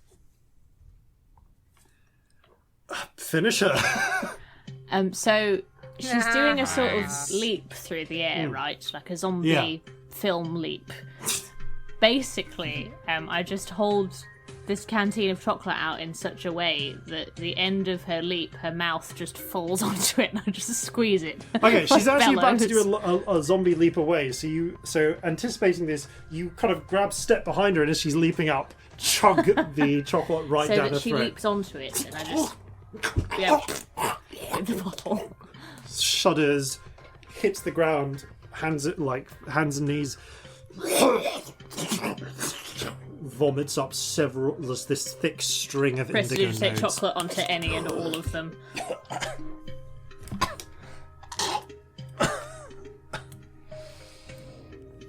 We thought you destroyed this. We tried, but it turns out there were some fucking carriers or something. So, yeah. She slumps to the ground, passing out from the exhaustion of being purged of her parasite. That's fair. Okay, for the moment at least, this section of combat is over. The swarm above is stymied by the chocolate. We've got 10 minutes. But not for long. Right, let's use it. All right. You can see just in the hallway next to labs 40, 42, and 44 is the... 42. Yes, right. Okay. You pick up... Corzin, roll me a d20, please. Okay. That's an 11. Okay. It takes you 20 seconds of fumbling to find the right key on the key ring. But you do manage to get the door unlocked. And inside you can see there's a variety of weapons under manufacture, but stored in a little clear glass cabinet, you can see what looks to be a small, well-made rifle with a curious little setup. What appears to be some sort of hand pump that is connected to like a large just canister on the top. Actually, for this one, probably would be on the top. It looks as though, although it seems to definitely be still muzzle loading, this does appear to be some sort of powderless rifle, sized for a halfling. Okay, So- Corzin is going to go up to it. Does the case open specifically? It does. It's not locked. You Right, okay. get open, pick it up. He picks It's, it up. There's a grin like Doom Guy picking up the BFG 9000. Oh yeah, there's even it seems to be sized to work with your normal carbine bullets as well. So, is it relatively easy to figure out how this thing loads? Yeah, it loads the same as your carbine. It's muzzle loaded but rifled, Right. and it looks as though, and you get a sense that you probably need to you need to pump up the air thing in advance, probably taking a minute or so of just furious fisting, and then Furious fisting. Goodness, this is an exotic episode. Could someone Oh, just yeah. go through this episode and just number all the dodgy things in this one? Oh, yeah. I We're- require we're a on. How bad it Game is. out of it. supercut of this episode. Don't, you'll where make yourselves ill. It's all the weird shit. Yeah. Okay. However, you've acquired the air carbine. Excellent. 20 years before it will be invented. But that's the power of the Institute. Alright. You pick up the machine. I rolled a luck check for you as a group. Miraculously, it does not appear to be seriously dented. Oh. There's Does dents the in air the carbine board. mechanically work the same as the regular one? Yeah, it's still like trigger, point trigger, etc. It's just silenced. Fine. Which is awesome, by the way. That's amazing. it's Yes. so good. Okay, and on a misfire, it is unlikely to explode, but the canister might burst or something and require repair. Okay. All right, so although misfires almost never come up because you're a halfling. Yeah. All right, so you pick up the steam engine between the three of you and scramble your way down the stairs. All the way down, past the stacks, you have fortunately already defeated or impeded the horde, so you are not assailed by fungal zombies while trying to make your way through the library stacks. With the as you pass through a series of moving bookshelves that can be rotated with wheels so that they slam into each other. That's an encounter we didn't have. I'm so sorry. It's okay. You do. I dropped something down a flight of stairs and ruined everything. I just want you to know what you missed, and make your Oh. way down. I'm sorry. You to- sad. Maybe in another library adventure we can have a be fight in the fun. stacks. Find us another library, we will get into a fight, I promise. We will. Yeah. I promise you with my whole heart that the second we're in a library, we'll make it a problem. No. Okay. We'll start a fight, you can rely on... Start a fight in the stacks. Okay. But you do manage to carry it with a certain amount of grunting and between the three of you down to the to the section of pipe, this sort of conduit of pipes next to the vault door. The three of you working together begin. The machine's already loaded, so you gather the sort of combination of oil, high-proof alcohol, and elven fire package that has been put together. Kind of carefully place it in with the coal inside the burner. Kind of set it up in position.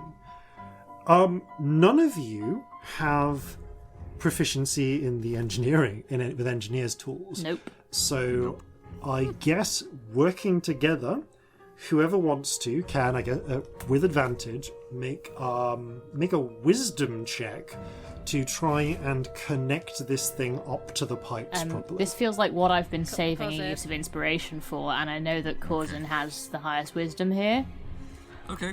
so I'm just gonna Also, go. if it's not me, I might be able to add a d4, so... Just gonna go. Ships are basically machinery, right? Well, Yeah. Yes. Go you. Sort of. D10. You can't roll a 1. You feel Right. there's Here goes. a sort of nervous energy that fills you. Okay, so... Alright, that is a 19. Okay. Got to do 10 if you want as well. You... Is it worth using that inspiration? You might want to use it because it's really important. I'm gonna do it. I'm gonna do it. Okay. Just take it over 20, you know? 19, that's 28 now. 28, No, sorry, okay. 27. 27, fine. You take the flywheel, you basically take the flywheel and take a moment to like puzzle through the setup. After a moment, you realise that there is actually an emergency hand pump system for unblocking pipes. So taking some rope, essentially, and some you connect the flywheel up to all of the emergency hand pumps, so that they run as like a complex pulley system. Give a kind of experimental tug of the flywheel, and you see them all kind of move a little bit. It's going to need the full power of the steam engine to make it work, but you should now have the pump system rigged up. Right, I think that's got it. Okay. The moment you start the engine, it's going to it should take about a minute to start burning up to full spin, enough to actually pump everything. So if there's anything you want to do before that starts, because once it pumps, you're going to have anywhere between 3 to 5 minutes of actual chocolate spray after it gets going. I think we've got to start running to the security place, really, haven't we? Yeah. As soon as you let that go. What I mean to say is, before you start it going... refill Corzin's super soaker. Okay. Oh, yeah, let's do that. Okay, good so idea. you've got it all hooked up next to the pipes next to... That takes a little bit, doesn't it? Okay. So you hook everything up, you refill Corzin's super soaker, anything... So you're currently in the basement of the library, below the stacks, next to the vault, by the pipes. Is there anything you want to do before you set your final sort of timer starting? Scamp, have a canteen of chocolate. Yeah, I was going to say, now that these magic bags are empty, I'm going to put some in it from the bowl. Good Let's idea. fill up the ones of your canisters that are empty and put some of it in. Everything you put in your bags is going to be smeared with chocolate, canteen. by the way. Perfect. Oh yeah, these bags are godders anyway. I can maybe clean them. I don't know if that'll You work. can can prestidigitate nick out the the interior of a bolts bag and if you want. Yeah, I Yeah. can do that. Yeah, It'll you come just- out. You Yeah. clean out Scamp's regular bags. Yeah. I mean, these bags are only going to last 8 hours, and most of them are canisters anyway. So True. But I really mean, not important. if you want a bag clean so that you could, like for your own use, that's not chocolate based, you That can can happen prestidigitate At the it. moment. Yeah. Okay, Yeah. all right. do we want to steal something from the vault that could be useful? I can't think of it. I'm looking at the list of things I wrote. I can't think of how any of it would be particularly useful right now. Right here and right now, I can't think of anything but... Nothing in this fight Consult that would my make own it notes. better, I think. Yep. Music blade, fingerless gloves that can't be torn. Nosebleed Free cap. healing potion thing, invisible dagger, hunker quartz, Or and- medicine ball. giant medicine ball. The thing is, we don't know what half the buggers do, really, do we? So Yeah, and I don't think a really important fight where we could get loads of people killed is necessarily the time to find out, is it? not really, no. Okay, you are not going into the vault. Cool. Right. All right then. I mean, do we need to? Like, is there anything else in the bowl that we need? Not really, Not is that there? it's immediately useful to us, I don't think. I mean, there's plenty of stuff in there that would be good to have, like, not least the teleportation circle, but it doesn't Yeah. really do us any good right now. Nah, not massively. All right. In which case, then you leave the vault be. Insert and basically, yeah. How do you want to ignite the quick start package? think the bundle, like the red bundle from the third Back to the Future movie for quick starting the steam engine. I mean, can you do it with like a spell? Like you can just firebolt it. I just wanted to check who wants to do it. Or a firebolt, yeah. Scamp, do you want to do the honors? Yeah, how much of a start does it need? You just need to get the elven fire going. Just a boomph.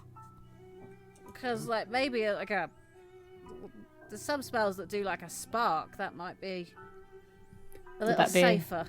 I could do that. Yep. I mean, I can start a campfire, so I assume that's... Oh yeah, you can just press digitate that thing going. All right, are we ready? Because fire does quite a lot. Yeah, it's true. Ready? Yep. Okay. You snap your fingers. The top of the elven fire cork comes off, and it immediately ignites upon contact with the air. You slam the boiler, the furnace door shut, and just start legging it as you hear the furnace quickly burn. There's a sort of bubbling in the boiler as the little flywheel slowly starts to turn. Oh, she said we have to wait until it's going fast. The thing becomes a circle. Becomes a circle. You can see there's a little red dot in it. You wait tensely. 10 seconds passed. Begins to turn. 20, spinning. 30. And it's about 40 seconds in before the hurriedly spinning red dot becomes to your eyes a clear red circle. Okay, run. Run to security now. Okay, I want everyone to make just a straight athletics check to fucking sprint this. If one of us is slow, we should leave them because we've just got to flip the switch as quick as we can. Okay, that's 21. 14. Okay, I might use... Tides isn't active, is it? Nope. I will use it to not have disadvantage. Go for it. That's a 1. A non-natural 1. A non-natural 1. Okay. Scamp is the one who falls behind. You scramble up to the top of the library. You get through the stacks. You get to the doorway. You begin running pell-mell across the open grounds, and there is no stealth here. All of the creatures start turning and scrambling towards you.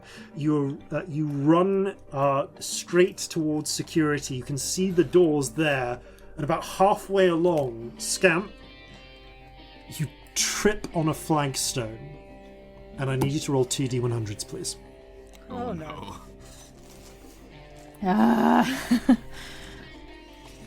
This would be a great time to have not thrown a D100 across the room. Where the hell has it gone? You're not having a good dice day, are you? They're going everywhere. 72 and 26. Okay, you feel as you fly through the air like you could become very hardy or very or very perceptive for about a minute. I wonder what might be more useful than a horde of zombies. I might become a little bit hardy, please. Okay, Scamp flies through the air and hits the ground with a clunk. You glance back just for a moment as you were running. As this is happening, Scamp pulled behind a bit. The pair of you are almost at the door, and you kind of glance back just for a moment as you see Scamp trip, fly through the air, hit the ground with a clunk sound, and stumble up, and you see them just about get to their knees as all around them the swarm closes in, and in the moonlight you can see Scamp appears to be made entirely of granite. And we're going to pick up with that particular zombie dogpile after these, no doubt important, messages. Come and sample the Bear Barrel Chocolatier today. We have it with fruits, nuts, praline, solid, liquid, salted, with milk, without. You can like, rate, and subscribe to Flintlocks and Fireballs and check out their Patreon and all the exclusive content thereon. Or you can just get in line at the chocolate fountain. 100% guaranteed, no myconoid interference, or your money back. And welcome back. So, Scamp is, I'm going to say, a full 30 feet behind the rest of the party, currently prone, because you're on your hands and knees, and being flanked by a swarm. The rest of you are, the other pair of you, you are at the door to security at this very moment, 30 feet away. Everyone roll initiative, please. Natural one, but lucky. Natural one, but not lucky. Okay. Which, I mean, 21. the 1 is a 6, but, like, I doubt it makes a difference. It's a 1. Okay. That's an 8. Okay. All right then. At which point then, the first thing that happens is Scamp. The swarm is essentially, because of the sprinting and the delay from you falling, upon and around you, trying to claw at you and beat you unconscious, slather you with the mycoid bile. What do you want to do? How far ahead is everyone else? Sorry, say that again. How far ahead are the others? 30 feet. Yeah. Oh dear. Like directly or Directly. slightly off to the side? Oh dear. Directly ahead of you. You're going in a straight line. Running Okay, for well, I'm the going to door. stand up. Okay, half your movement. You got 15 feet of movement left.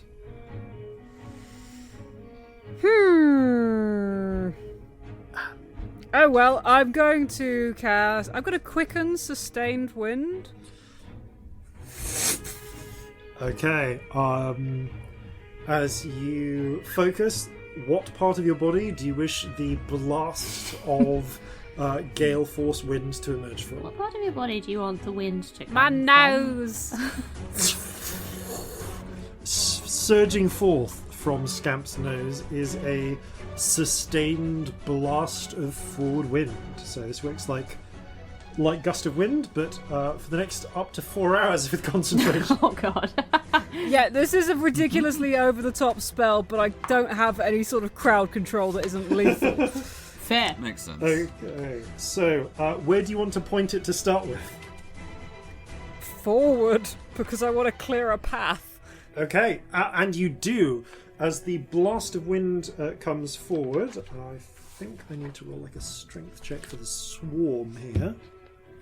Oh yeah, that does not save. work. Mycoid nodes are flung out of your path. Clear. However, because you are going forwards, let me just trying to find gust of wind and finding out how long the path forward is. It's 120 feet. It's going to hit everything. Cool. Corzin and Celestia, you also need to make strength saves, please. Oh no. Okay, that's a dirty 20. 3. Okay, Corzin saves. Corzin, you brace yourself against the sudden rush of wind. Low to the Celestia, ground and has experience of gale force winds. yep. Celestia, you are smacked. You were already up against the wall, but you were smacked against the wall, which means that your movement, your movement for the rest of this round, I'm going to say, is you can move away just fine. I'm going to say that moving to, but you can't getting. As the spell, you can't get any closer to Scamp. Without spending But two Scamp feet is movement. behind me. But Scamp's behind you, so it's not an and issue. I'm going forwards. Yes. So it could be okay. So it Is could be the worse. door now open? That's a good point. I'm going to roll a strength check for the door. Okay, the door swings. Shit. How much force can this do? Because the thing is, this is an occasion where the door should open outwards to get into the open air. It's pushed 25 feet, so however much force it would take to push a person 25 feet away. Okay. Well, I'm going to call this it's basically a strength check. I guess I'm rolling a strength save for the object with advantage to see whether it gets blown off its hinges, which is more the concern. Okay. this is a reinforced door for security. And by simple virtue of the fact that it opens outwards, it holds rattling against the door frame and is not. Basically, this thing is designed to take a battering ram if need be. So a gale force wind in the first round Not gonna help. is not enough to knock it inwards. Just about where the hinges are. Okay. It is ironically also going to mean that to open it is going to now require a strength check. Yeah, I know. Oh, it's okay. I dropped a steam engine down the stairs and nearly killed us all before. Don't worry. Yeah, it's fine. It's all good. It's technically a Fine. athletics check. None of us are having the Totally best fine. day. Okay. I'm gonna use my action because I've quickened that as Yep, to you make it a quickened bonus that. action. I'm gonna use my action to disengage Okay. Nice. because I'm surrounded on all the other sides still. Okay. You still have 15 feet of movement if you want. I will move towards the door, please. You're now 15 feet from the door, projecting this cone of air forwards. All right. Sorry. Brings us to initiative count 20. So at this point then, I'm going to say, I've got limited options here, more members of the swarm start piling in from all sides. So the swarm gains... Yeah, the swarm gains half a dozen members. So additional hit points are added to the swarm as more members start scrambling towards you. That's all that's going to happen in initiative count 20. Brings us to initiative count 8. It's Corzin o'clock. Okay. I suppose. Yeah, no. With the gale force wind in my face, there is not really any sense in me trying to spray the pursuers, is there? I just get it. Like it's literally pissing into the wind. You are literally pissing into the wind if you try and spray backwards. Yeah. I mean, okay. technically, Scamp's cone of effect is quite narrow, so you could move out of the gale and then spray backwards. Yeah, it's only 15 feet wide. You can step to the side. Yeah, It'll I be- think if I move on a diagonal, so I'm getting closer to them, relatively speaking, but also Yeah. just moving out of the. You basically have to direct spend. gust. I'll say that you have to spend 10 feet of movement just to get out of the gust. Yeah, that's fine. And then So I've you have got the rest of another your 15 movement. feet to play with.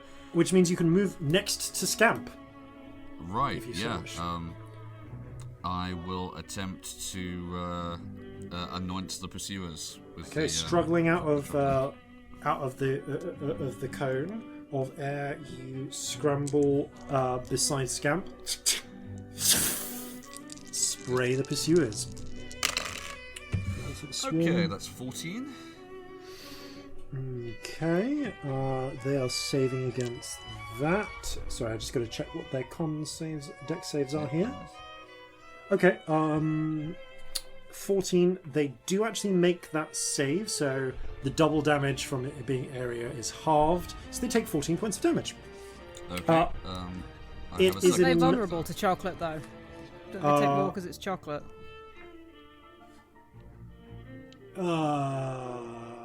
Yes, they do. But they also saved, so it halves it. Right, no, we established in the previous episode that it triples. So 28 damage. Cool. Okay.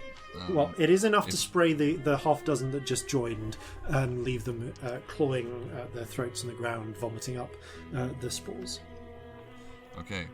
With the second attack, if I can take that, I will attempt to interpose myself between Scamp and any of the other pursuers.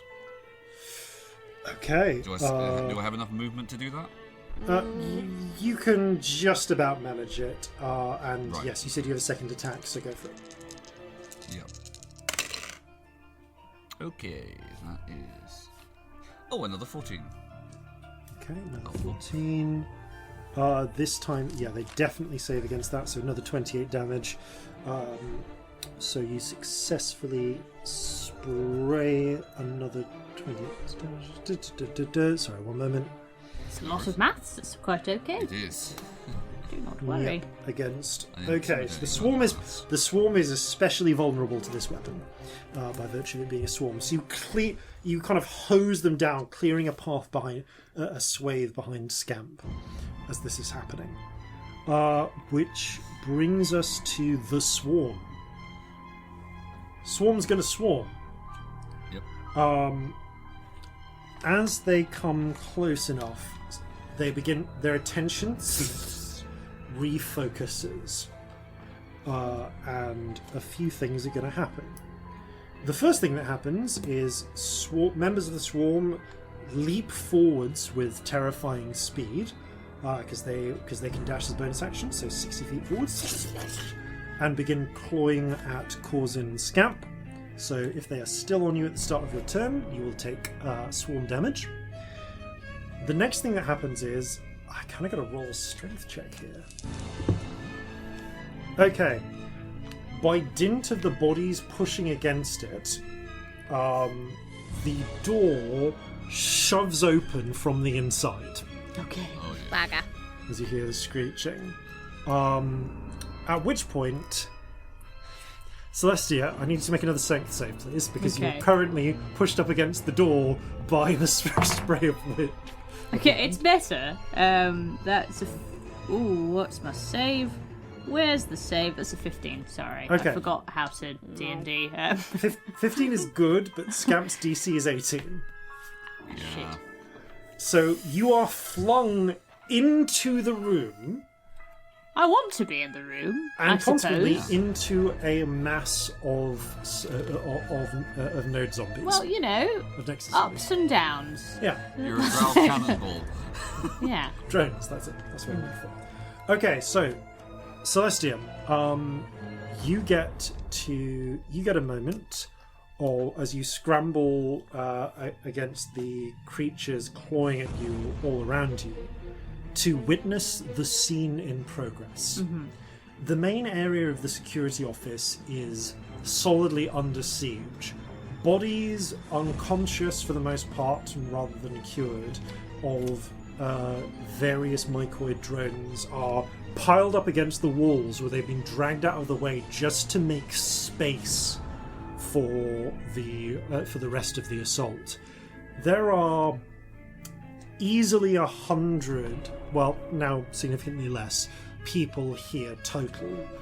They are scrambling against metal security barriers that have been pulled down, sections of which seem to have been torn open by sheer just force of repetitive effort. You can see broken furniture where they've been smashing at it.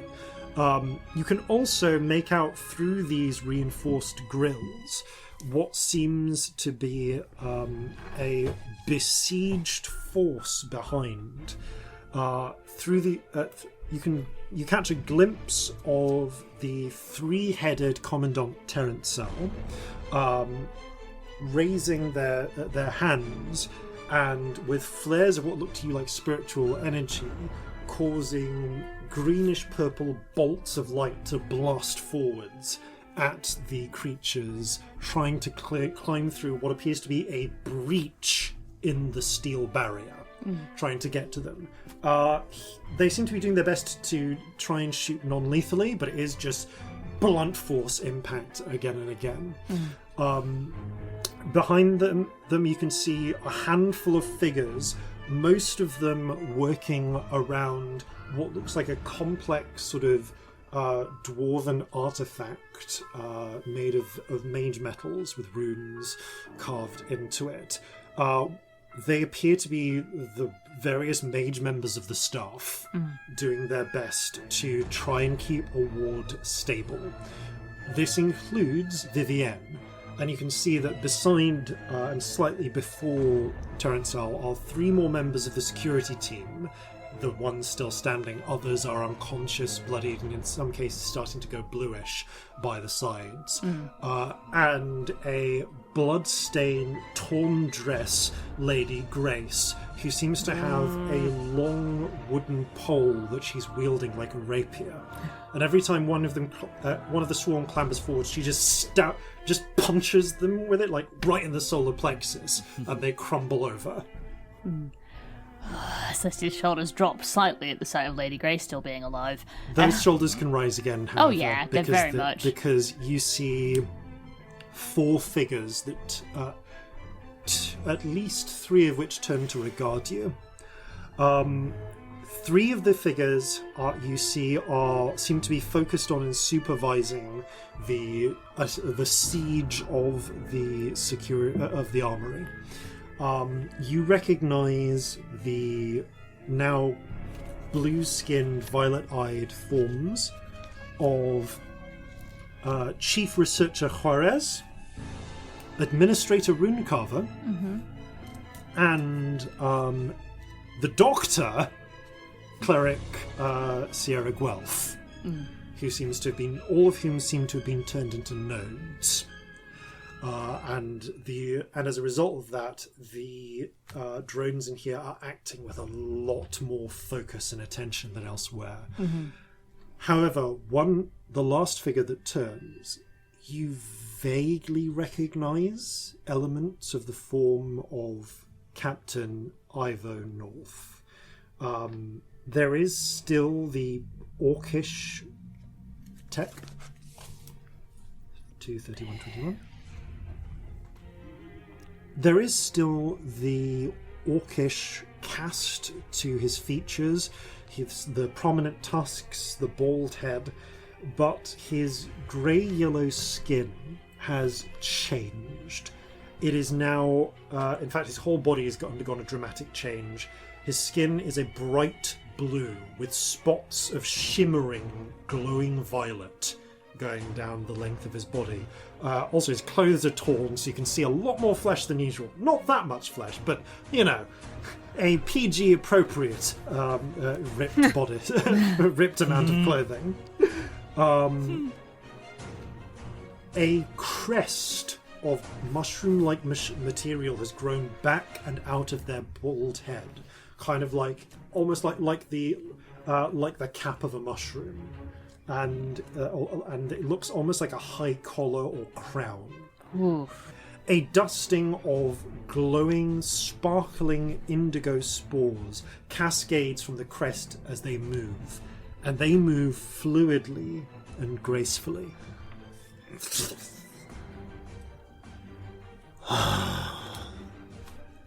We have visitors.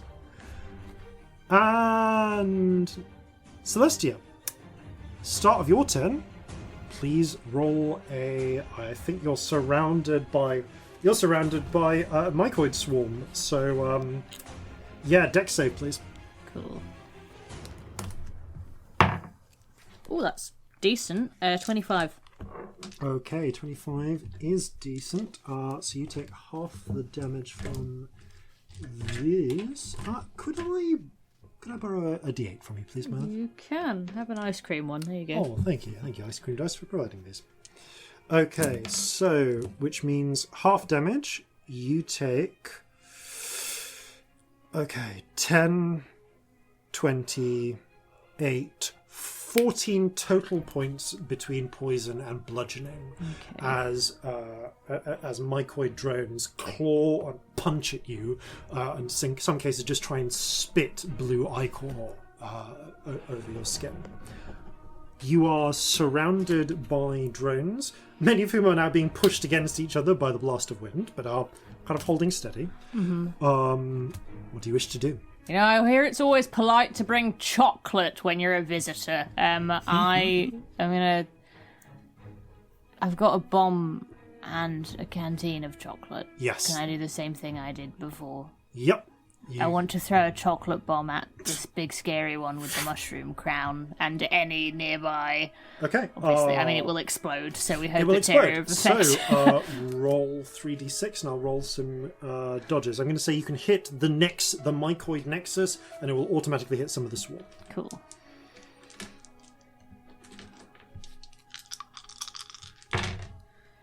Ooh, that's not bad. 13. Ooh, okay, 13. Not bad on 3d6, honestly. All right. Well, Yeah. There's one of my bombs out and one of my so canteens halved out. and doubled, basically. The mic and it's an area of effect. So, well, the mycoid swarm does take the full 26 damage from this. Yeah. But that is a result, and that's with saving. Wow, I forgot how vulnerable I made these things. No, it's good. You need it. So 26. Okay, so with that times 3, yeah, you see 8 of the drones around the Nexus kind of get struck by blasts of this thing. Of chocolate. The Nexus grabs one of the drones and brings it up in front of them to take the spray. But where it does touch them, you can see small hints around the points of impact where the chocolate starts to clear their skin, but it's very slow. This Nexus is much more resistant to the effects of the chocolate than the others. So they're not taking double damage from it. Okay. I don't know if this would work as a bonus action or not, so this is like a DM call. We're looking for the sprinkler switch, aren't we? Yes, that is good. You're going to need to make sure that thing can be turned back on. Can I have a look and make a perception check? Can I do that please. as my bonus action? Yes, Is you that can. allowed? Cool. That's a 12. Okay. The good news is you can, because you can see the pipe, the sprinkler. There's basically a wheel. It's in red, and it is fortunately on this side of the security system. The downside is it's 60 feet away across a sea of mycoid drones on the opposites and on the far side of the Nexus and at least one of the 3 nodes. I'm gonna start going. Okay, you start Get making as far this- towards it as I can. You can make 15 feet because you're do that. wading through the swarm. So you are 45 feet from the 45 feet from the from the wheel. Okay, at the end of your turn, the mycoid Nexus is going to take a legendary action. No. You see him sort of focus, and he kind of shakes his head, and the indigo, glowing, vibrant spores seem to flash brightly and disappear from existence. About a third of them.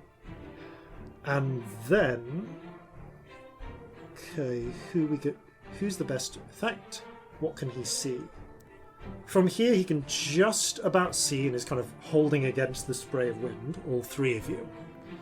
So he twists his hand, and you see the flash of blue light around his fingers, and all 3 of you feel daggers driving into your mind, as if something is trying to cut off your connection to your body. I need everyone to make a wisdom save, please. I am going to use the tides, which I think are back now. Yeah. Okay, yeah, nope. Right. 5. 18. 11. Okay. Okay, so 18 was who? Scamp? Me. Okay, Scamp, you resist. Corzin, Celestia, you are both held as your bodies just lock up. You feel the icy grip of magic. Or, well, it doesn't quite feel like magic. Not a magic that you recognize. There's no spirit that you can see. But your bodies just cease responding. You're frozen like statues. I don't see the caster, do I? No, you all three of you can now see them as they step into position so that they can see the three of you. Well, they They were need within line 60 feet of me. They are just about within 60 feet of you, yes. So Magic you're going to uses use a reaction. nemesis. Okay. Does that just Yes. cancel it, or is there a roll?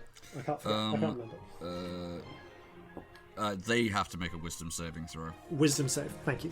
which will be Make DC me make 16. a wisdom saving throw? I'll make you make a wisdom saving Yeah. throw. Okay, You wisdom. Yeah, get a take wisdom that. save. You get a If they wisdom fail, save. the spell ends immediately. Okay. What is your DC? 16. 16. 16. That does make it. I mean, technically, Scamp, you can see How this happening. close? So Yeah. that I would be- mean, you've am I got feeling like this is close or 50-50. And this is a spell. Yep. Yes, or at least certainly it's some sort of magic. You think? But it's not Reg- something I could counter spell. I would need an Arcana check from you. I'm at disadvantage for everything, so I'm going to roll the d4. Fair. Yeah, fair. I feel like that's got a better chance of my Arcana being any good, and yeah. Because while this is weirdly specific, it isn't based on what Three. the level it... Oh. 3 is enough. That's You see them. You kind of you lash forwards with one of your with the super soaker, and the ambivalent octopus wraps a tendril round the Nexus's arm. It begins to shrug it off, but just seems to. There's like a flash of strength to the octopus, and they just manage to tear whatever effect this is loose. You feel the psychic knives pull free as you successfully foil the Mycoid Nexus's psionic attack. And that's foiled from everyone. Bloody well don't. All three of you are released from hold. Yes. Fucking love you, says Celestia. Okay. It looks like the intensity of its little spores coming from its head, about 2/3 of what they were before. Okay, top of the round then. It's a Scamp. okay. I'm gonna stand next to Corzin so that I don't hit Corzin and Yep. change the direction of the wind Okay. so that we can get in the door Okay. and get rid of the ones around us. Right, so you're just going to change it so that it's going backwards. You refocus, so now it's coming out the back Yeah. of your head or your ass, your choice. Ears! The The back butt. of my ears! Back of your ears. Aw. Like As a it hair blasts whipping. away the sections of the swarm behind you. Although you do start in the swarm, so actually this is a good point. So Yeah. please roll a dex save. That's true, it might drop. 'Cause- This does mean that that is Corzin won't. that is a 10 on the dex save. That unfortunately is with nodes around to focus it is not enough. They're a little bit smarter while there's a node around, so you do take some damage. You take a total of 9 points of bludgeoning and 15 of poison. So that moves You up. 24.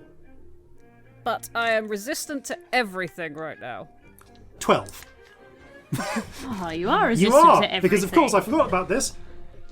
Scamp appears to be made entirely of granite right now. I'm resistant to everything for another 8 rounds. Yep, they're just ask veined about this grey and later. pink granite. And I'm concentrating just fine with a 25. So forget grey and pink. You're pink and white. You're like you're pink and white granite. You know that particular type. That's Yeah. Yeah. Fun. Bonus Everything, action equipment, turn the a lot. things around So backwards. they look like themselves, just made out of rock. Yeah. Yes. Okay, so Pretty much. you turn the wind behind you. Right, you still have your action. You still have your movement. If I move forward at all, Corzin's going to get hit by the blast. So that's not really going to work. You can maneuver around me, can't you? It's a 15-foot thing going out from me. If I move into that room, you're going to get hit with it. At which point you can't get into the room. And you can do more chocolate damage than I can. You can technically drag Corzin 15 feet forwards. Yeah, I will not resist if that. Oh, let's do that. Let's use the movement to get us in the room, and then I can be blocking them from getting in the door. Yep, this does get the pair of you to the door. In. I have an idea. Okay. So the outside swarm now can't get past because of the wind. Yeah. Or will find it harder to get past because of the wind. Yeah. I've got some chocolate on me. Trying to think what's the best, messiest way of getting chocolate over in everyone. The 3 Probably nodes the Eldritch Blast again. Yep, fair enough. Okay, make your or I could just hit them. The temptation to just hit them with spells is also very strong. I would say that it looks like the Nexus in particular is particularly tough. I mean, they might take more damage from chocolate. Would make sense. Yeah, but my chocolate damage is limited. And if we can get rid of that big one, then we can do a lot more quickly. Very true. Okay. So... is there a way of doing any chromatic damage that isn't lethal? Thunder a push. Maybe I'll try and do something like that. Yeah, depends on the strength of it, on the total damage, but... Oh, I'm so worried about rolling badly and wasting a good spell. Yeah, because is But thunder Tides like is concussive, or is it just sonic? Yeah, I'm going to say it's kind of concussive sonic. Right. I want to Tides this, but I can't do it at the moment. I've got to wait until Tides activates, so maybe I should hold off on that. What do you want to do? Everything and nothing simultaneously. I'm going to do chocolate at the moment while Tides is sort of active, because I want the advantage if I'm going to be throwing a high level Are you just aiming this at the swarm then? I'm going to go for the nodes and the nexus if I can. You can go for a node, the nexus, and some swarm. A node or the nexus and some swarm. They're too spread out for you to hit. So, pick your choice. We need to get past the nexus, though, don't we, to get to that switch? So I will chuck a canteen and make your 3 Eldritch attacks. Blast. Lowest is a 22 again. Okay, all 3 shots hit the canister and it goes close enough to the nexus to spray. Roll 3d6. Oh, terrible. 8. Okay, so save for... Okay, the nexus does again pick up one of the nodes and just fling it in front of them. So the nexus actually only takes half damage from this, as it avoids the worst. It only gets a couple of spots of chocolate on it. But the swarm does significantly take more damage. So that was another 16, which... Cool, thank you. Addition. Or subtraction, actually, this would be. Maths! Okay, that is the end of your turn, Scamp, which brings us to initiative count 20. The 3 nodes are going to act. So the first thing they're going to do, one of them is actually keeps just sending bodies into the pile over on the other side. All 3 of them are going to take an action here. One of them is going to turn towards the grate and vomit a spray through it at Commandant Terrencel. He's going to roll a save with advantage because of their habitual chocolate consumption, which they've just had some. Still bad though. You see blue spray cover Terrencel and two of these security guards and lightly spray Lady Grace, who avoids most of it, although a couple of spots do fall on her. You see her quickly dab a cloth into a small cup of chocolate. Very small one. Looks like they're using what's left of Terence's supplies here to wipe it clear. The 2 security guards go down, though. And Terencel is, you can see, covered in small blue patches where it's trying to seize control of them. The other 2 are going to focus on you. So one is going to spray, because of how spread out you are, they got a choice of Celestia and Scamp, or Scamp and Corzin. They're going to go Celestia and Scamp. So again, can I have Dex saves? Sorry, no, this isn't Dex. I think this is actually Con saves, please. Oh dear. Oh, not great. So, 12. Advantage against this. You don't need to. You're not in the spray of this. Okay, It's just 12. 16. 12 and 16. Okay. So Celestia, you are covered in this. Scamp, you avoid the worst of it. So let's just quickly top these up. So 16, 24, 28, 29. Okay, Scamp takes 14 points of poison damage. Celestia takes 29 points of poison damage. You are poisoned until some chocolate gets on you. Am I now? Because I'm unconscious as well as poisoned. So Okay, that takes you to 0. Huh. I am down. Oh no. My Okay. hit Is points are that a sad 14 because I face. saved or because I'm resistant? Because you saved. Are you resistant to poison? I'm resistant to everything right now. Oh, sorry. In which case, you actually then will take 6. Okay. Forget that you're resistant to everything. Please keep reminding me. I will do. Celestia is not resistant to everything. No, And you I'm see them. fucked. You see her dear. covered in blue and slumped to the ground. Oh, shit. And at that point, well, I get to use the heightened form of this. I thought I was going to get to use the lesser version. So Juarez has sprayed into the compound through the steel gate. Sierra Guelph, the cleric, sprays Celestia, and the node form of Administrator Runecarver focuses, their eyes glowing, reaches out both hands and gestures upwards as the parasitic fungus seizes control of Celestia's body and starts puppeting it. Oh no. You watch as a swiftly growing She's gonna be pleased when bluish she wakes up. Celestia turns and will act when the swarm does, I think, actually. Is the short version of that. So, which is before Celestia will act. So, you have until then to rescue Celestia.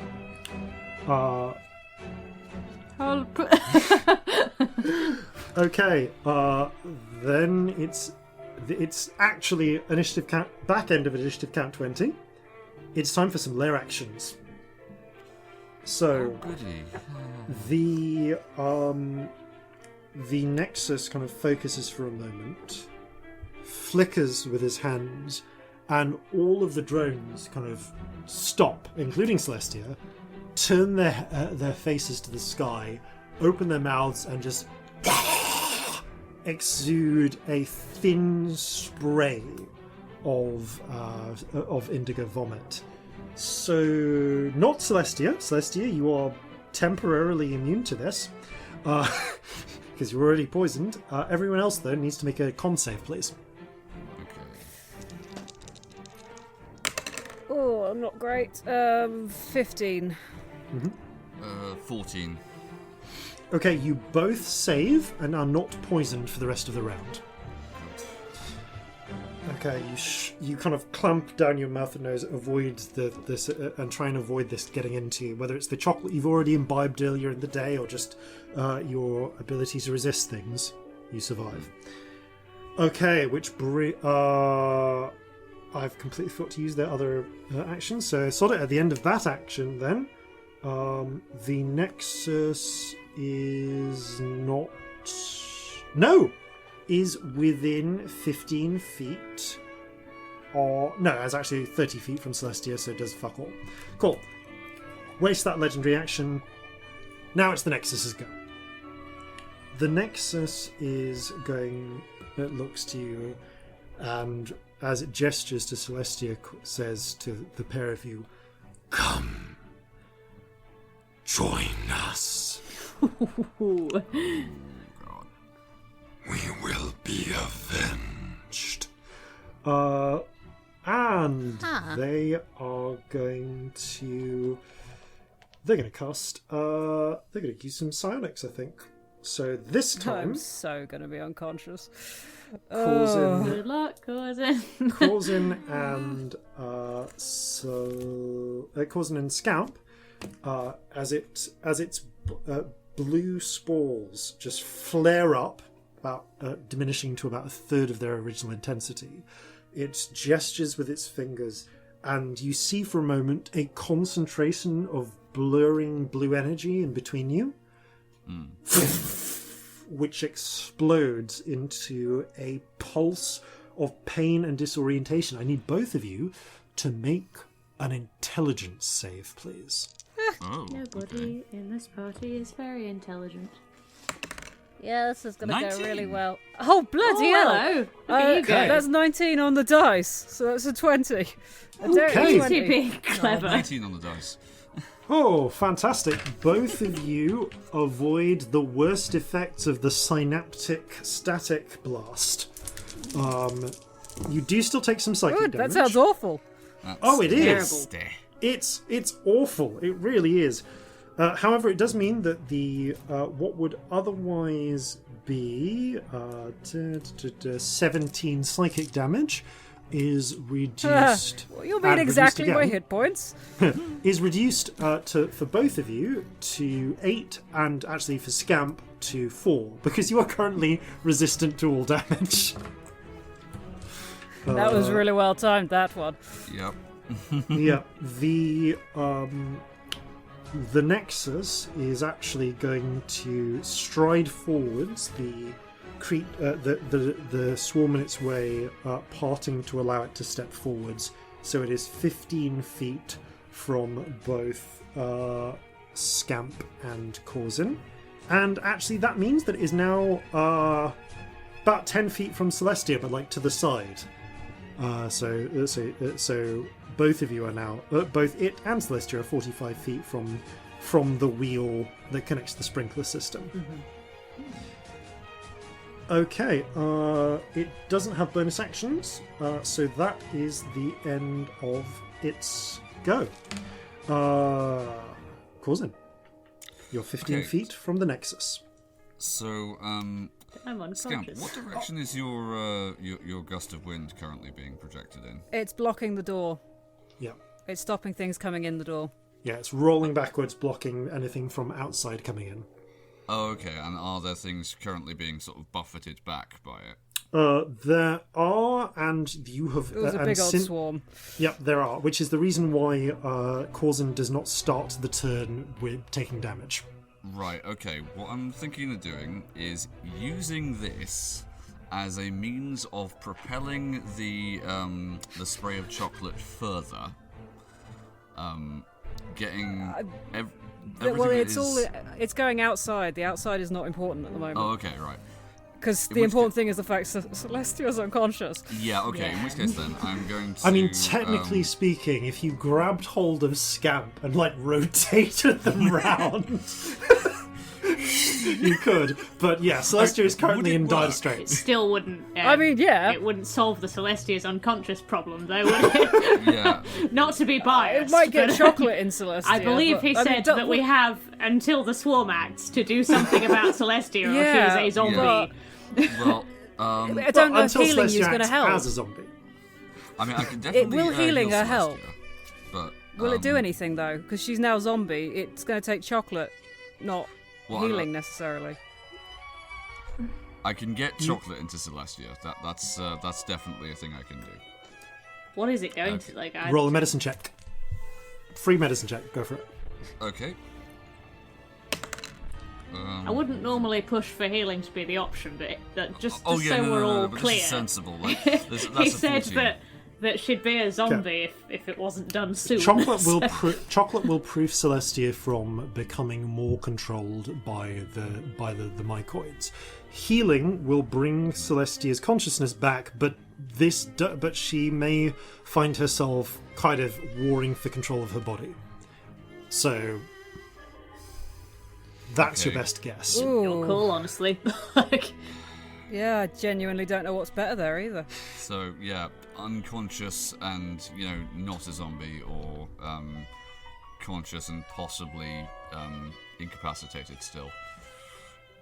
All right, what I'm going to do then is I'm going to. Sorry, what? I mean, I have chocolate on me. Yeah. Like loads of it. But it's whether you got control enough to do it. True. You might still be attacking us. Which is something we can find out.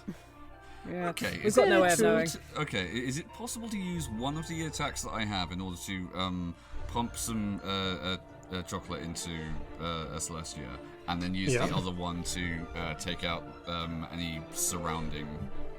Yeah. I mean, like, if you're using the spray gun, then you can basically just fire at Celestia, who's 15 feet from you, and will be within the spray, and then fire again at anyone, including the Nexus. I'm going to do that. 15 feet. I'm definitely Go for it. That. Okay. I have potions, so I can get her up on my turn. So do I, but good call. Okay, first one. Yes, that's Thanks, good. friends. That is no problem. That's a 15. Okay, I'm going to roll on Celestia's behalf. Okay, so it actually doesn't matter because of the vulnerability. So Celestia, you take the requisite amount of damage to kill the parasite possessing you. Excellent. So Celestia slumps back to the ground, unconscious again. Bang. I mean, I say I can help you. That's presuming I'm conscious on my turn, which is not a guarantee. The swarm saves, but still, the damage is still doubled though, so it's a full 34 damage. Cool. And then the next attack, which presumably is going to be directed at the Nexus. Mm-hmm. Oh, damn. Never mind. I've done it now. That's that is an 8. No, sorry, a 9. 9. Okay. Wow. Fucking hell. So both the swarm and the Nexus rolled natural ones on those saves. So yeah, those definitely hit. So okay, the Nexus does get the full spray of chocolate, but again, I will also move in order to be between Celestia and them.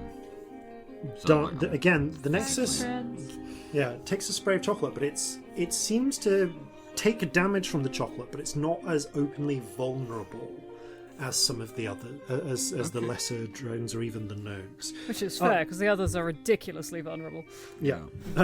The others take 24 points of damage, meanwhile, from that. Cool. Just keeping track of what the current hit points of the swarm is. Which brings us to the swarm, then. Unless you want to move, Corzin? Yeah, I'm going to move so I'm interposed between them and Celestia. Okay, you basically, you can move up to Celestia. That's the range that you've cleared without causing any additional issues, and you kind of stand by her to ward them off. Yeah. Okay, the swarm will move now and swarm you. That's what they do. They move to fill in the gaps. So swarm members on the inside come and start clawing against Scamp. Others come up to try and claw Corzin. But the good news is, Corzin, because you're providing a sort of halfling shield, Celestia doesn't automatically fail a death save from being clawed at. Which brings us to Celestia. Oh no, sorry. Just before Celestia, end of your turn, Corzin. As you move 15 feet towards Celestia. As a legendary action, the Nexus flicks a hand, and you see the glimmering spores turn into a spray of indigo, and they just make an attack against you. Which is 19 to hit. That should hit. Yeah, that hits. Okay, I mean, you take 4 half to 2 points of poison damage because you're resistant, but make a con save, please. Con save. And this is against being poisoned, so... Yep. Natural 20. Okay, no, you are not infected with the mycoid. Alright, that brings us to Celestia. Dirthster. Dirthserves, please. Sister Surge. Sixerd. 1 Sixers. Okay. At the end of Celestia's turn, however, the Nexus is going to take another legendary action as it goes. Come, my children. Let us bring them into the fold. And the swarm attacks with renewed vitality. So everybody who's up needs to make a dex save against a swarm attack, please. Natural 20. Okay. Both of you save, so you take half damage and even more half damage. So the 4 bludgeoning... More half damage. 4 bludgeoning becomes 2 for Corzin and 1 for Scamp. And then just roll the poison damage. The poison damage was ludicrous, I'd like to say. Would have been 28, but you succeeded, so it would be halved to 14, halved again to 7 damage each from poison. Okay, well, I'm in single figures, but up. Okay. Just about. Alright, Scamp. Roll 2 D100s, please. Oh, no. If you could manage a chocolate cloud, that would be really good. Is that an option? 25 and 45. I'll check that. 25 and 45. You feel like you Just could get a had one little of bit of those. visual acuity again, or you could go up. I will note that you are surrounded by swarm, and at any moment now I'm going to ask you for a dex save to avoid being clawed into a pulp. Can I move, though, if I go up? You'll need to kick yourself off the ceiling. Okay, let's go up. Okay? Scamp, you just, like you've had too many fizzy lifting drinks, you just fly straight up out of the claws of the creatures. It will save you for this round, but next time the swarm moves, they'll come onto the ceiling and join you. Yeah. Now it's the rest of your turn, and you aren't immediately killed at the start of it.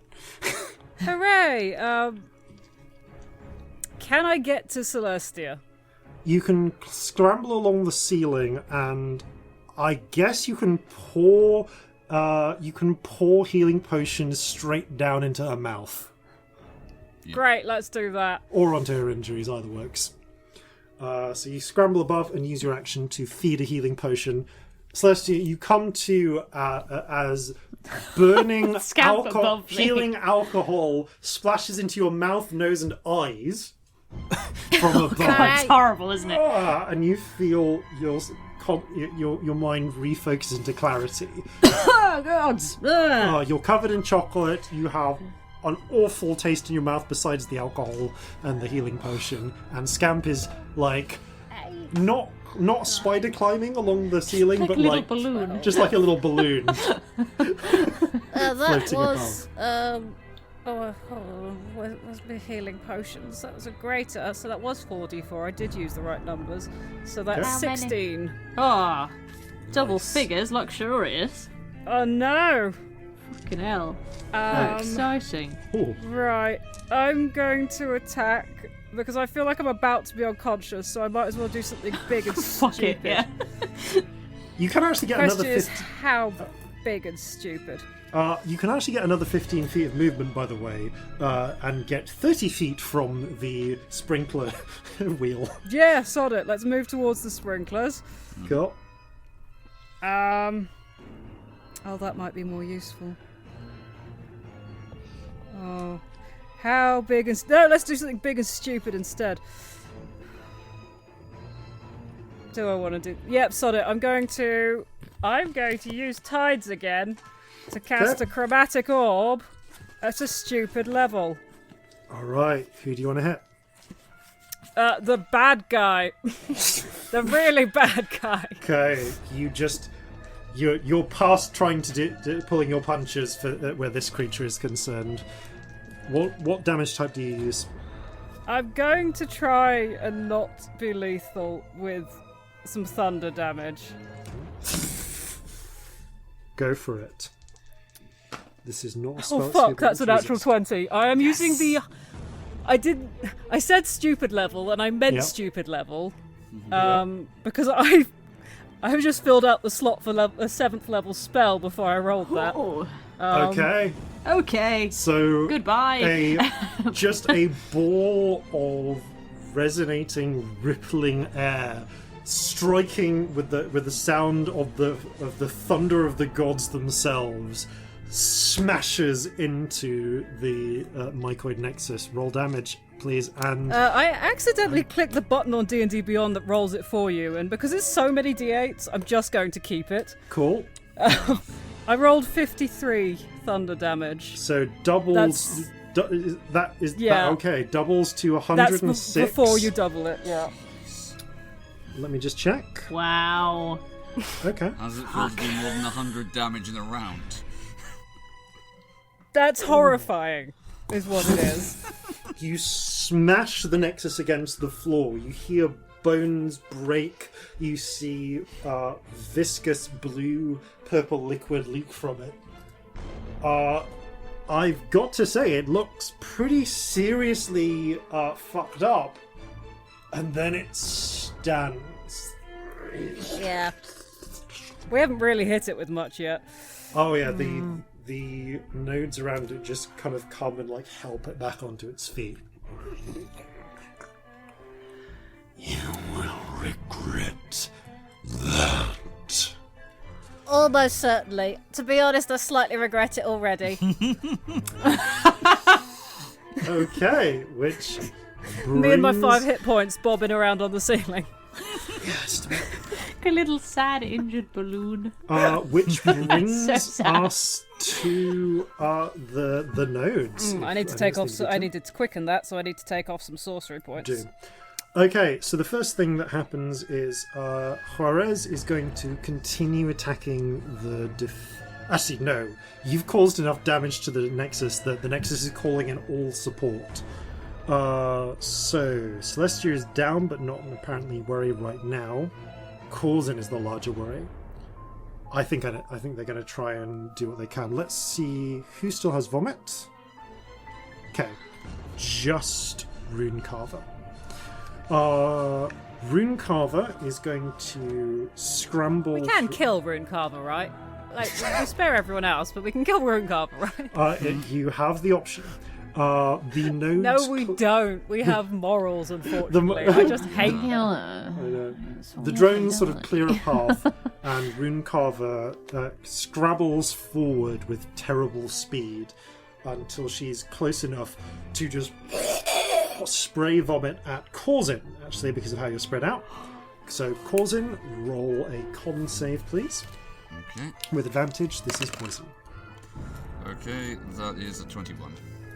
Okay, so you. The good news is you do not get any of the nasty secondary effects from this, and you do save a bunch of damage that would have otherwise hit. So that's 11. Okay, 25 plus 20, 14.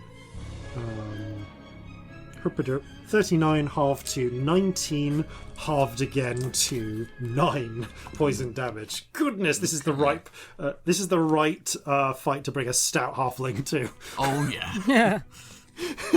Oh, I love a halfling. Okay, so that's Runecarver.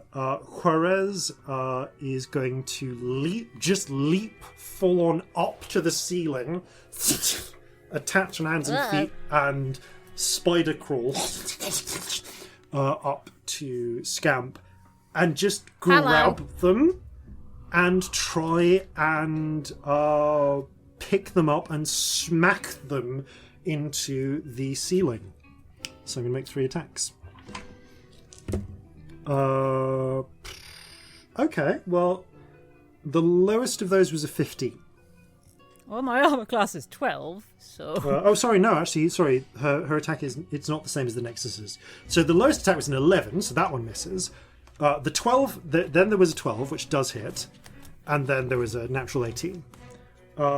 So you take some... It's not actually that bad in terms of the bludgeoning, and you are resistant to everything, which does help.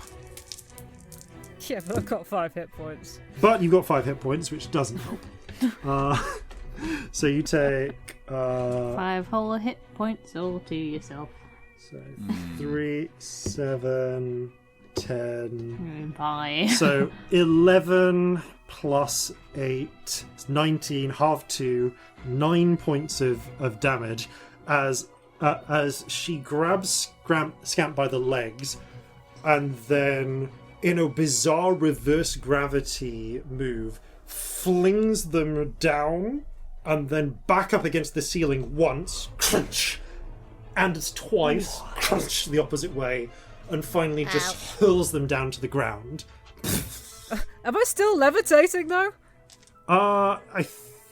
Technically, because you don't... it's not like I'm controlling You're it. not controlling it, so yeah, hilarious. you are thrown to the ground and then proceed to float like a foot above it. Excellent. This is everything I've ever It's not wanted. full-on reverse gravity, but you're on 0 hit points, gently floating on the ground. Bobbing, one could say. Okay. Bobbing along on the ceiling of a terrible... Okay. Sierra, the cleric, is going to scramble onto all fours and launch herself at Corzin and just try and claw and punch into your face. So 3 attacks. 12 doesn't hit. 16? Nope. Okay, just the natural 19 then. We've got to do something about my armor class. You do take... Everyone else has armor. You To are get you something for that. smacked in the face for a... But actually only for 2 points of damage because you're resistant... Oh, no, sorry. For 6 points of damage. Because although you're resistant to the poison that comes with it, she's remarkably strong when possessed.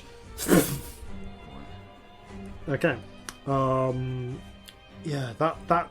Ooh, you're going to have an aching jaw in the morning. Horribly. I suppose if you had 0 regard to injuring your body, you'd probably be really strong, wouldn't you? Yeah, they're really just rampaging in these things. They probably can't also feel pain, which is another factor. Horrid. Oh yeah, not a great time. Okay, that is the nodes go. Time for a new lair action then. Oh dear. All the kind of mist of indigo which has been floating all around begins to begins to cling to the ceiling, the floor, the walls. Any non-flight based movement for the next round is halved. As essentially the whole thing is treated as difficult terrain from sticky mucus. Isn't it difficult terrain anyway because zombies? Yeah, but it wouldn't be if you were travelling along the ceiling. Now okay, it is. Cool. Okay. That is the end of the Les go, which means it's the Nexus's go. Fuck me. The Nexus is... Our allies doing nothing, because some of them are surely conscious. Yeah, the Nexus is... it is actually conscious. They did survive that blast. Oh but yeah, are no, they seriously did. But are any of our allies conscious? Your allies on the opposite side, several of them are still conscious, actually. Lady Grace is still conscious and still fighting. Chancel is just about holding it together. However, that is a good point. I do need to roll a check for... Okay, now, for this round, the mages are continuing to hold the wall steady. God. But you can see they are sweating. Some of them have blue patches growing across them. They have limited time. which makes it the Nexus's go then. Okay, I think at this point they've just got to focus on trying to take down the biggest threat to them that they can see.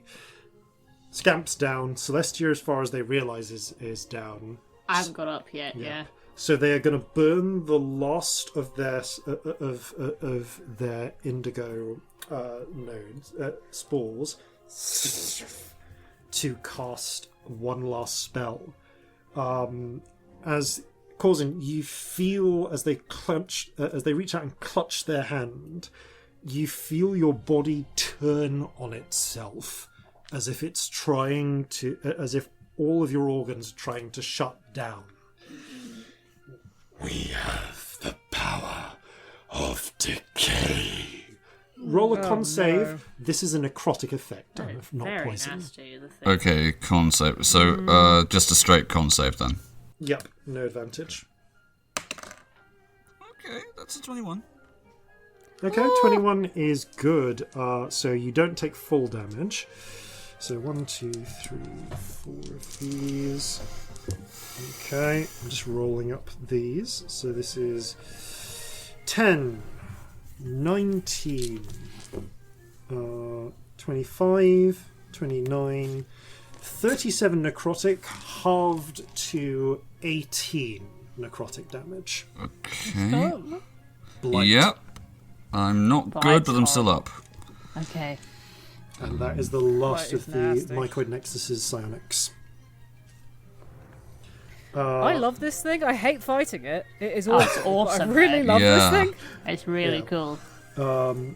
It is looking very worse for wear, but it does Can we decline. get stats for it sometime? I want to see Yes. the stats. Yeah. Yes, I will try and make these available. I have them. I'll try and make them available for Patreon as well. Oh, That'd be that's a good cool. idea. Yeah. So, I was just going to selfishly want to look at them myself, but Share them with people. Yes. Corzin then, Okay. go for it. By the way, none of you I think have attacked this thing with anything that requires saving throws up to this point. It's all been direct attacks. Yeah. yeah, which is unusual for me. I know. Which is why it's good at saving throws, is it? Right. I am going to attempt to get point blank with this thing and shove the nozzle of the super soaker down its throat. Okay, you push forward through. Oh, that reminds me. You start the turn in the swarm. Dex save, Oh, please. no. Okay. 15. That succeeds, so you only take. Fuck me, it rolled a lot. Oh, Christ, you're going to be up. 18, 24. Although. Okay, well. Alright, You so take both down. I have barred shit. I can pull. 2.14 total. Points. No. 9 total points of damage because of that fucking halfling resistance to poison. It's Okay. keeping you alive. I have been going through the 9 times table here. Right. Okay. Stop. Yep. Well done. Not good, but yeah. I have 18 hit points. Oh yeah, you Fucking fight your way. luxurious amount of hit points in this fight. I'm You on are- 16. You claw your way forwards through the swarm as it bites, strikes, and tries to just take chunks out of you. But yeah, you get point blank with this thing. Okay. So, Turns and looks at you. You cannot stop the coming tide. I can give it a bloody well good try then. Okay. That's 12 for the first lot. I'm going to... Yeah, I am going to spend a bonus action, cast Hunter's Mark on this thing, just for Okay. the extra Nice. damage. Yep. And then second lot, that is an 8 with a further 5 for the Hunter's Mark. Okay, I mean, honestly, just so that was so. Okay, 5 for the hunter's mark on both of these, isn't it? Yeah, in fact, I should roll it for the first one, shouldn't I? You should please. Oh, well, it rolled a 5, so yes, Okay. it is another 5. So that would become a total of 25 points of damage. On the first attack, which did 17, it's going to use one of its legendary resistances and force a success on the save for half damage. It made the save for the second one anyway, so that respectively becomes... So that 13 from the second one becomes a 6, and the 17 from the first one becomes an 8. That's still 14 points of damage. As you blast up, the chocolate seems to stretch like chunks of its spore crown away from it, disintegrating it, blasting sections of the body clear of the infection. And yet, it stands staggering. But there. Is this just because it's super hardy and tough, or is there something else going on that we're missing? It feels like this thing is just really fucking tough. Okay. Okay, at the end of your turn then, it is just going to go... I think Sorry, Shinobi. we think you will make a fine vessel. It's just going to reach forward and with a hand which just now covers in blue ichor and just try and essentially punch you in the mouth. Yep. So free attack, dirty 20. Yeah, that hits. Okay, it's going to be an interesting one.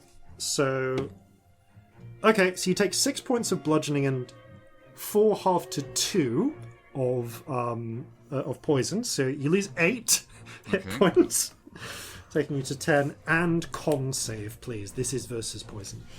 Okay. Dirty 20. You are not poisoned for the next round. Yay. Okay. That is 10 hit points. yeah. Oh, that's Corzin's go. The It's a swarm knockdown drag out fight, isn't it? Oh yeah, the swarm repositions to like clamber over. At this point, by the way, sections of the swarm breach the wall, managing to pull enough of it clear that they start flooding into the chamber beyond, towards where the mages are. Celestia, you are conscious on the floor. Roll. Question: are you feigning playing dead? I mean, there's no point because I'm about to get up. Are you feigning playing dead to the swarm surrounding you? There is no point because I am about to get up. Cool. But In which before case, you I need. take To... I mean, damage before, though, yeah, so- sure. Yeah, Like, thank you. I just wanted to know if you were. Can I have a deception check so that the swarm doesn't attack you at the start of your turn?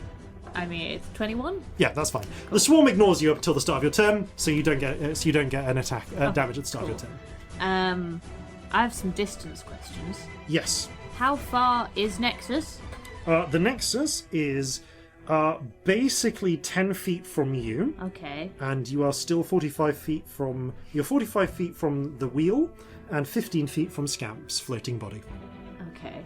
How far from Corzin? Also 10 feet, because Corzin is right up in front of the Nexus. Well, I'm gonna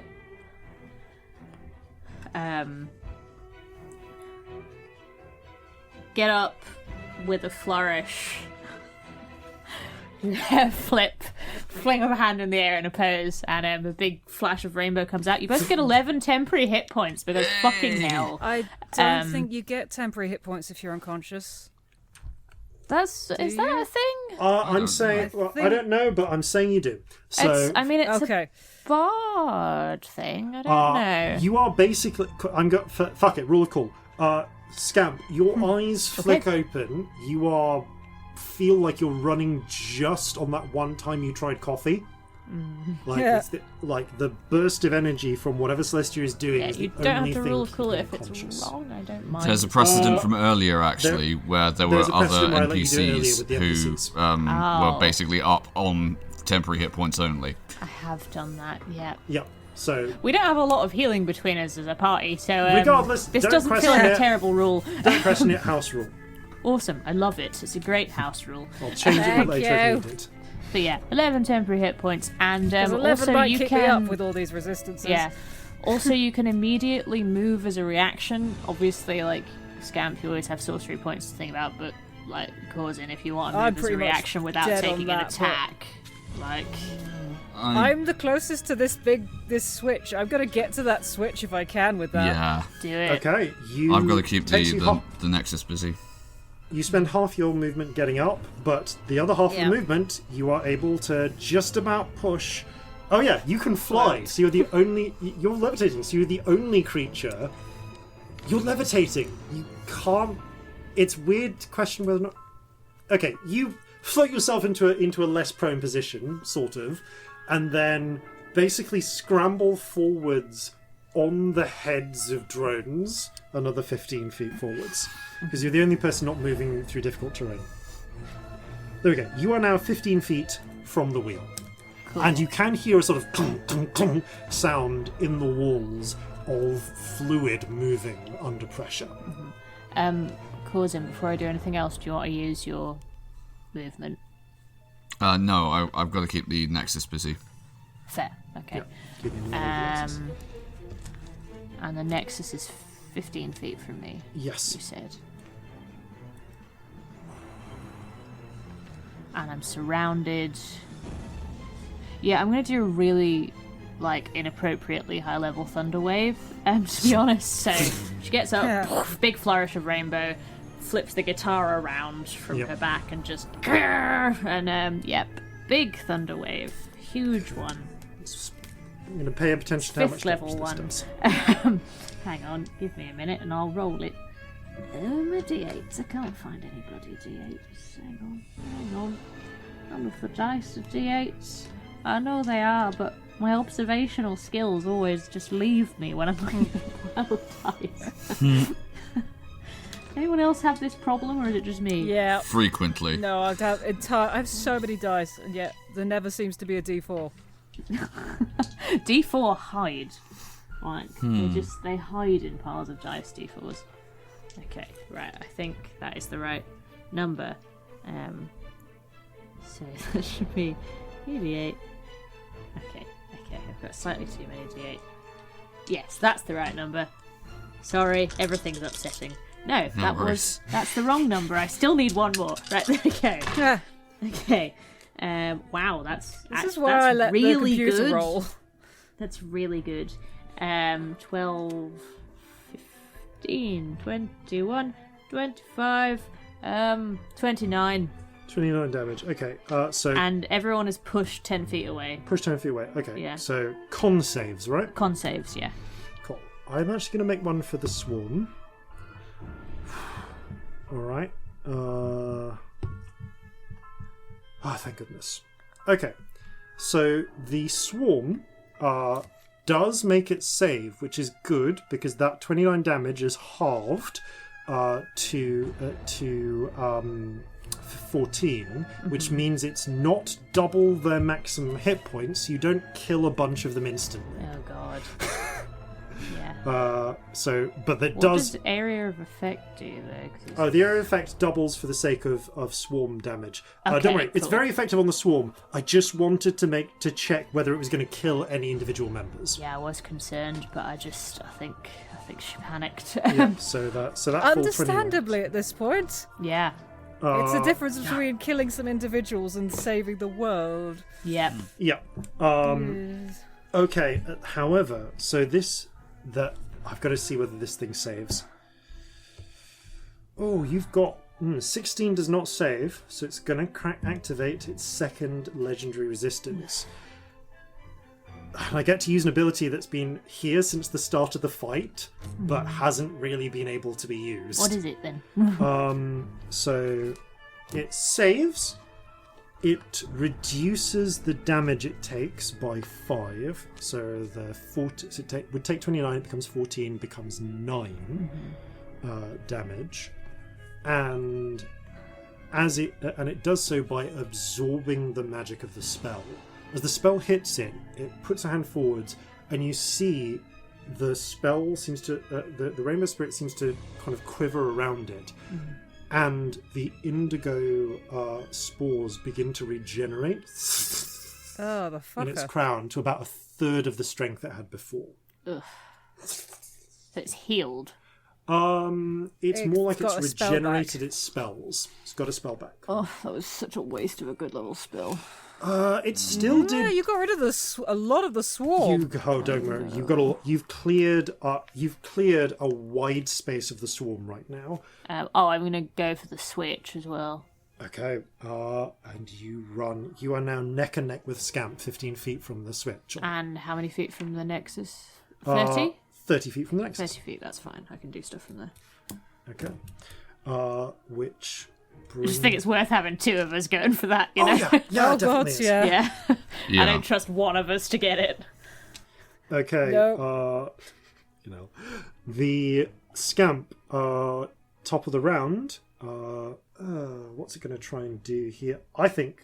It still has two legendary actions. Two legendary actions left. It's just regained a spell. It's going to. You see it focus again, and as it burns up those nodes in desperation, trying to stop you, you feel those same psychic knives. I need everyone to make a wisdom save against being held, please. Okay. I use tides. I don't have it back yet, do I? Ooh, I might make that. You do, I think. Damn it. Where is it again? It's an 8. I was floating as well. Corzin. Can't remember if it's active or not. It says dormant on my end, so feel free Okay, to then use I it. will use it again. Go. 15. Okay, Scamp and Corzin. Scamp and Celestia. Scamp, do you have any sorcery points left? I do, but I don't have a reaction. Oh, you don't have a reaction. Let me just check. Okay, no, 15 is just about enough. You both manage to shrug off the effect. Corzin, however, you feel your body lock up as the mycoid nexus, damaged, broken, barely keeping control of its host, looms over you, extending long pink and bluish fingers for your mouth. Scamp, over to you. Can I get to this button? Yes, you can. You grab hold of nodes of the drones beneath you and fling yourself forwards me. to the red wheel. You have it you have your hands around it. Can I turn it on, please? Yep, you just How do I get the sprinklers on? punch this thing clockwise, and just like there's a sound as you as with little squeals, you manage to get it onto full, and you hear it clunk, clunk, clunk, clunk above Oh, you. please work.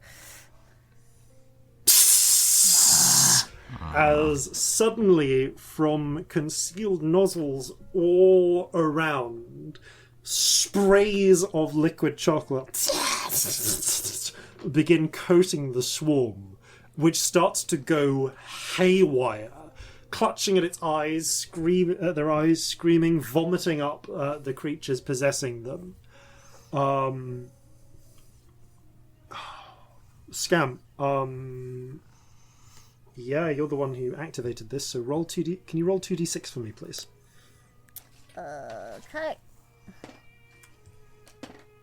7. Okay, 7 is not quite enough, but you do see the mycoid nexus is now you see it kind of holding up its limbs, desperately trying to hide from the spray of chocolate over it as more and more of its fungal crown begins to crumble away. It is pretty much on the verge of destruction.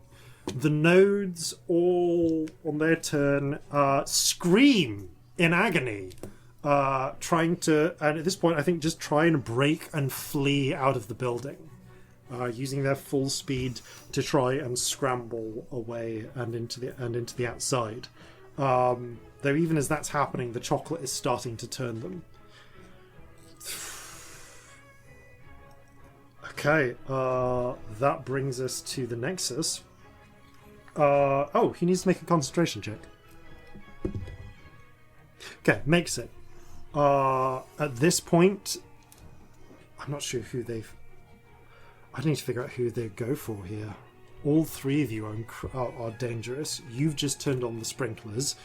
you nearly destroyed them with magic. Corzin's horrifying. Yeah. Corzin is right there.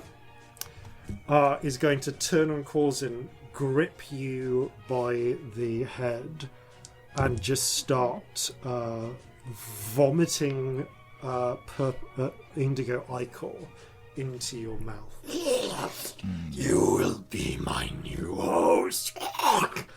I mean, like, attack with advantage against a paralyzed creature. Yep. Yeah. How many hit points have you got? Including the temporary ones, 21. Yep. Okay, then this is going to all depend on what they roll for this. So you take okay, so the first one would be 9. Okay. Second one is 8. So you're on 17. Third one is 10. And that, I think, is enough to take you down to 0. What kind of damage was it? Mixture of bludgeoning and poison. I've already applied resistance. Okay. Yeah. Ugh, God damn it. So the as it kind of reaches, grabs Corzin on either side of the head, and just starts vomiting into his mouth. I will make you my new host. Starts vomiting not just the indigo vomit, but also glowing purple and violet like nodules, like it's just trying to full on transfer who the Nexus is from its collapsing body into Corzin. Don't suppose the fact that I had chocolate earlier would make any difference against this onslaught. I'll let you roll this. Let you roll this death save with advantage. Sure. Fair. Yeah. Okay. That's a success. Okay. The swarm is busy being melted by chocolate. So Celestia, you turn. You can see Scamp has gotten the wheel active. Chocolate is spraying, and the Nexus is busy. Just has Corzin in a death grip.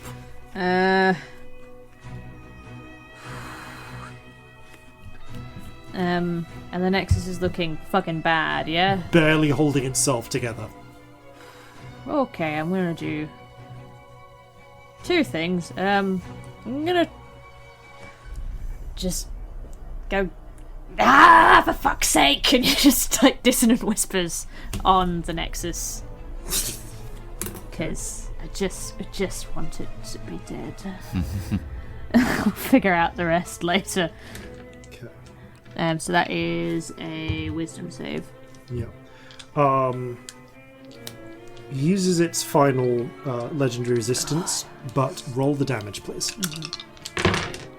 That is 14. Okay, so 14 halves to 7, halves to 3, because it's resistant to psychic. Finish it. Yes. Oh god. I told you it was on the verge of death. Good. I was just so angry at it still being up. I wanted to die. We're all so angry with it. So angry. Like God, give me a moment to figure out how I wish to kill this thing. The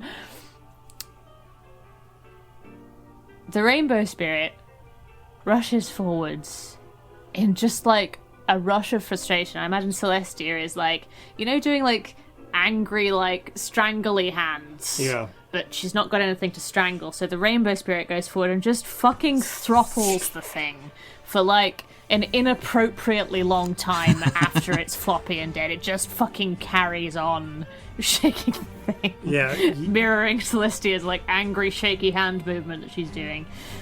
You watch as Celestia runs forward. The only person who could really see this is Corzin, who now can't. And it's like the dissonant whisper is full on just a like it's just, there's nothing like witty.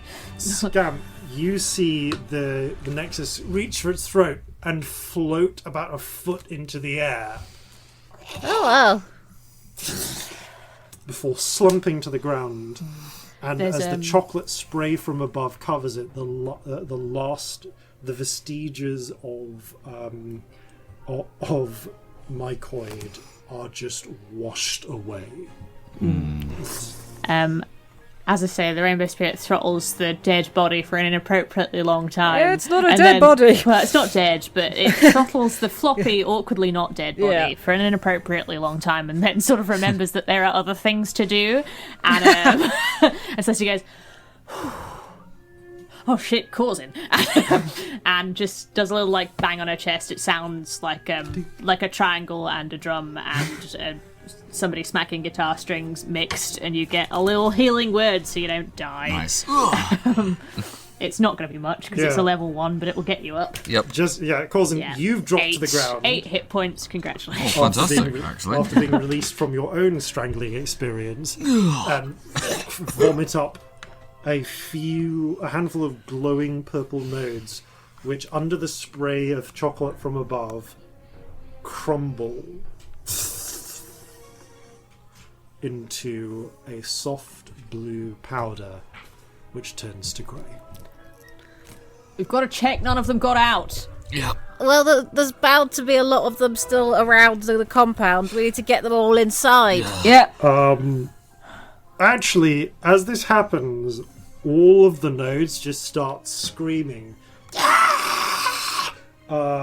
As you see from all around the all of the nodes have been screaming, but you look out and you see from all around the complex, every node on the outside is just bum rushing the security office. But it's a little bit like a horde of lemmings running into a flamethrower. The moment they hit the security office with the spraying chocolate from above, they slip, they slide, they scream, they hit the ground and start turning back into confused and injured researchers. And you just cluster back for a moment and watch as the last, as they just drive themselves to their own destruction.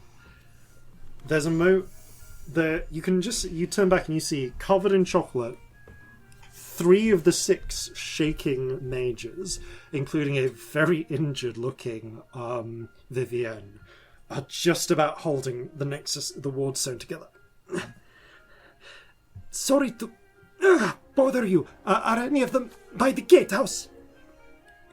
Let's go have a look. You drag yourselves out, and you can see none by the gatehouse. One got almost as far as the one of them gets just about. You can. There are actually no. All the ones going to the gatehouse have been caught and hit by chocolate or were racing in. But you do see one last one almost scrambling up the walls, almost out, and then you hear a sort of from above. Look up and see Marjorie hurl a canister at it from above. Yes, Marjorie. Well done. With chocolate. Someone falls into the bushes below. Bombs away. And that looks to be it for all the ones that are Look out. around. That's everyone you can see. Are we okay? Is it done? Oh, I've been better, but I'll live. Okay, I think we maybe need to put guards everywhere and scour the ground. Someone needs to put guards everywhere and scour the ground. I think we need a little sit down. With a collapse, the 3 mages who've been trying to keep the ward together just slump to the ground, and you hear a sort of as the defensive enchantments on the walls power down. How unwell do they look? They're all covered in chocolates. They're not about to turn into creatures. But they look like they've sustained multiple battle injuries. None of them look like they're on the verge of death. Mm-hmm. Okay, cool. Well, 1 or 2 do, but Lady Grace reaches over, crosses over to Vivienne's pack, takes 2 small healing potions, and carefully force feeds them to the injured people. She kind of brushes chocolate, sweat, and greyish remnant from her forehead. Well, this This was quite a to-do, wasn't it? Yeah, Yeah. could say that. Little bit. Yep, this was a lot. We were right to destroy that sample. I think, on balance, you were. Hopefully Commandant everyone here now Terence is gonna Hull. know why. You see the three-headed Yomti pick themselves up. Oh, yes. Gather what remaining people you have. Make sure we hunt down any survivors. We have some potions here, and you have others in your... now that the armory is no longer under siege, you should be able to gather some people back up. Do you need any chocolate? I've got a chocolate bomb. I think... I've got a couple of these chocolates. You look I mean, the around, floor's also covered in everything is chocolate. sprayed in chocolate. You are all like covered in dark chocolate. Remember outside. I think I had some somewhere. If we need more chocolate, You scrape somewhere under all of this You see, chocolate. Yeah. Scamp just digging through a pile of chocolate looking for their chocolate. Lady Grace I might need to sit down. Sit the fuck down, you look like shit. looks at the three of you. Indeed. Take a seat. Commandant, with me. Let's clear Am the rest I of usually these. made of stone?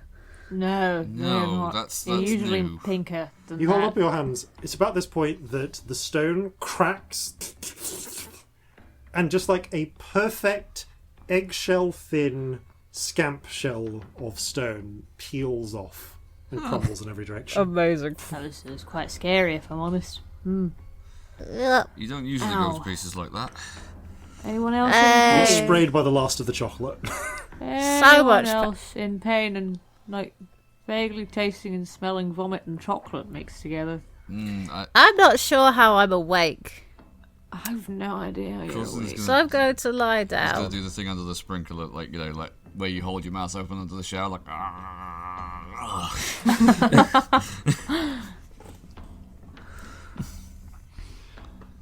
You sit just relieved, exhausted, bitterly exhausted, as you see Lady Grace and Commandant Terence Sowell rousing members of the security team with potions and heading out, making sure that the garrisons are restored. At least some watch people are restored on the walls as the glim light of dawn begins to break on over the horizon.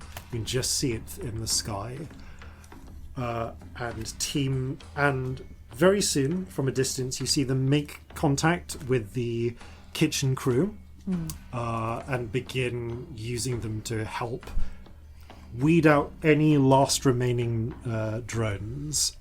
And Just gather people saying, together. Do you know who the real hero was today? Pierre du fucking Petitpois, Yeah. that's who. We Yep. did not save the day. Pierre du Petitpois saved the fucking day. Oh, you can get those Michelin stars on a medal. You sit, and after a few, and over the course of the next hour or so, order after a fashion is restored. The Lady Grace kind of does return after a time to by which point Viv has kind of roused herself. That was an unusual day, was it not? I suppose it's an unusual night. Yeah. You know, yeah, Yeah. this does actually qualify as an unusual day, which is saying a lot. Yeah, I'm kind of it's getting. quite impressive by our I'm kind of standards. getting to the point where I'm having to think now seriously about how am I actually going to explain this to anyone and not sound crazy. Oh, I've never had chocolate in cuts before. This is exciting. I'm just sort of hoping it heals it, so I've rubbed it in a bit deeper. Oh, God, what is wrong with you? Fucking hell. Lady Grace steps back in. She has wiped some of the chocolate at least clear of her eyes, but like all of you, like Covered. she's covered in dark chocolate. Like you all look like mud monsters. Some of which is drying a little bit as well. Her dress is frankly in tatters for a large part, which does interestingly provide something. One moment. Ooh, okay. You can see that, just checking my notes here, where is it? Yeah. You can actually see that she does seem to have some sort of armour hidden in the bodice of her dress. Cool. From the looks of it, from the shine, it appears to be a flexible mithril weave. Ooh, very nice. That's an amazing dress.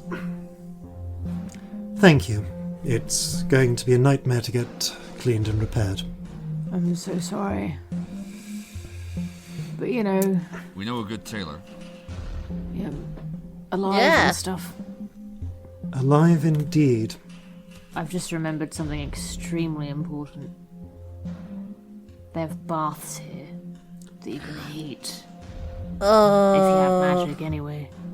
Unfortunately, it appears there's a bath in every apartment, which I imagine is going to be in great need right now. Yeah. Yes. Statistically, though, Jeffrey's in the bath right now.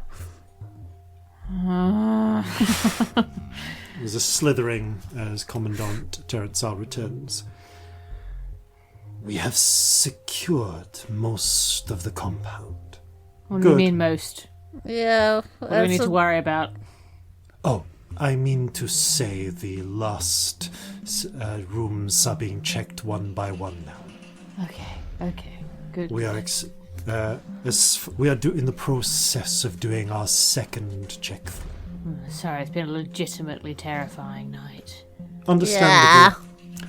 Lady Grace looks back. What is the status of the administrator? Shocked, but still alive. Asshole. What? Arsehole. Oh, sorry. Status arsehole. I don't know where that came from. Apologies. I do. It came from about being an arsehole. And more to the point, quite negligent. What are her superiors going to think when they find out about it? Especially considering that she concealed the matter from us. From you, and definitely from us and the Resistance as Wonder well. what else she could be concealing. It's a good question, actually. She is a capable administrator. Well, I'm sure there must be someone to replace her. She looks to the three of you. Do you know any administrators who can do her job? Yes. Probably looks to you, is the Scamp. answer. Go on. I mean, Leah's really good at admin. Like, really good at admin. True, and it would be useful We're to all have murderers, though, if we make her be stationed here. Oh no, she'll absolutely You hate can't it. put Leah forwards for this, because then it'll be my fault that she's not with Michael, and I just... Currently, Can Michael come too? Ms. Leodon is busy organising a different section of the war effort. Have you met anyone who could do her job, who is already privy to the secrets of the Institute? Oh, probably. Well, I mean, like Ellen is, but she's not really an administrator, is she? She's a scientist. I Who mean, the there's fuck plenty of do we people. know? what about Who's here? Eurist? Eurist Oh, is yeah. a great manager. Eurist is a great manager. Why don't we think of Eurist? Good. Terentsal? Yes, lady. Ensure that you recommend Eurist Hullraiser to replace the administrator when you make your full report. Of course. Not actually dead administrator's boots, but fitting. Oh, well, close enough. Unfortunately. Oh, but I don't mean that. What am I saying? I hate her. I don't want her dead. Those are different things.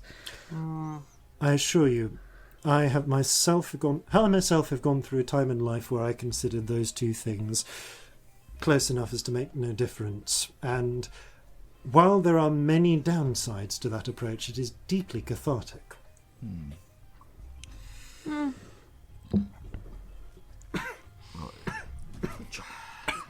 In any case, I'll sleep sounder knowing that there is someone less morally questionable in charge of this place. Are you alright? Something goes down the wrong way. Mostly chocolate. Figured. Somebody should ask good old Administrator Runecarver about a lady called Marissa and see if she flinches. Well, I believe we have her under containment in her quarters, so once we've all had the opportunity for a bath and a clean, perhaps we might take the opportunity for some questions. I'll bring you up to speed on some things on the way to that. There's some information you need that there hasn't been time for. Thank you. I will stay here for an hour or so, get things under control, and take the opportunity for a bath and a rest myself. I suggest you all get a little sleep. What Well, likely. sleep? Oh, God, Anyone yeah. That remember? thing we were trying to get before all of this started. No, that thing we were trying to get when a fucking mushroom weirdo with a knife for a leg walked down the hall. Yeah, Yes, I remember that. that. That was amazing. Well, good morning. Morning, Lady Grace. Ugh. She gives a small smile and a nod to the three of you. Viv, come, we have work to do. Yes, my lady. Viv needs some sleep. It's all right. I've done worse than this, and I also will be having a bath in an hour. Well, in an hour and a half. Do you need any healing or anything? I've got some inappropriately big spells if you're desperate. I would not say no. Okay, have an inappropriately big healing spell. You just ding like It's 5th level, like like a it's huge. healing word, and several cuts and injuries just seal up.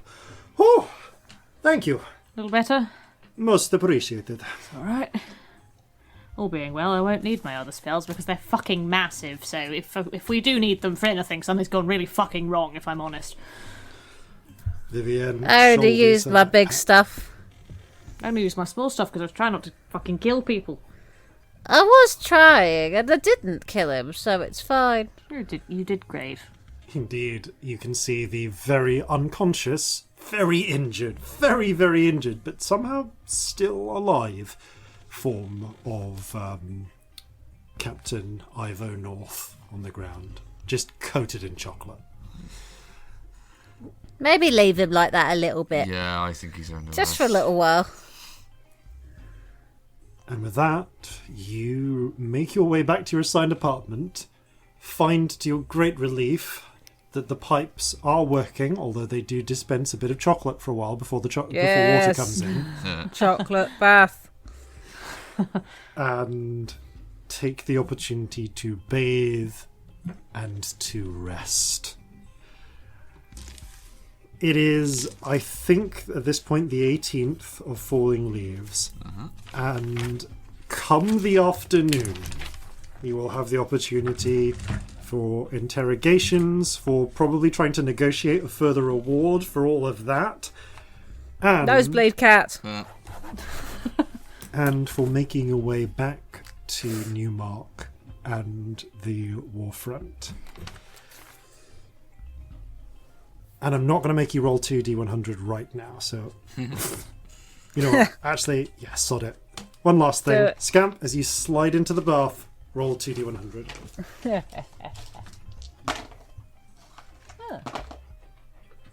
66 and 28.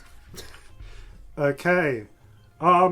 You feel like you could...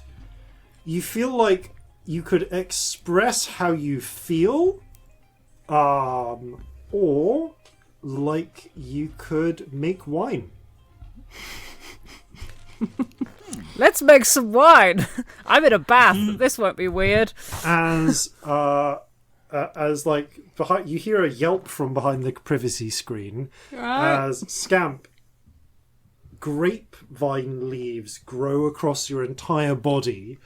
Fat black grapes just grow out of your skin and then all pop off into a full harvest of grapes, and then the leaves all turn brown and wither away. You okay behind there? That wasn't like a normal bath noise for someone to make.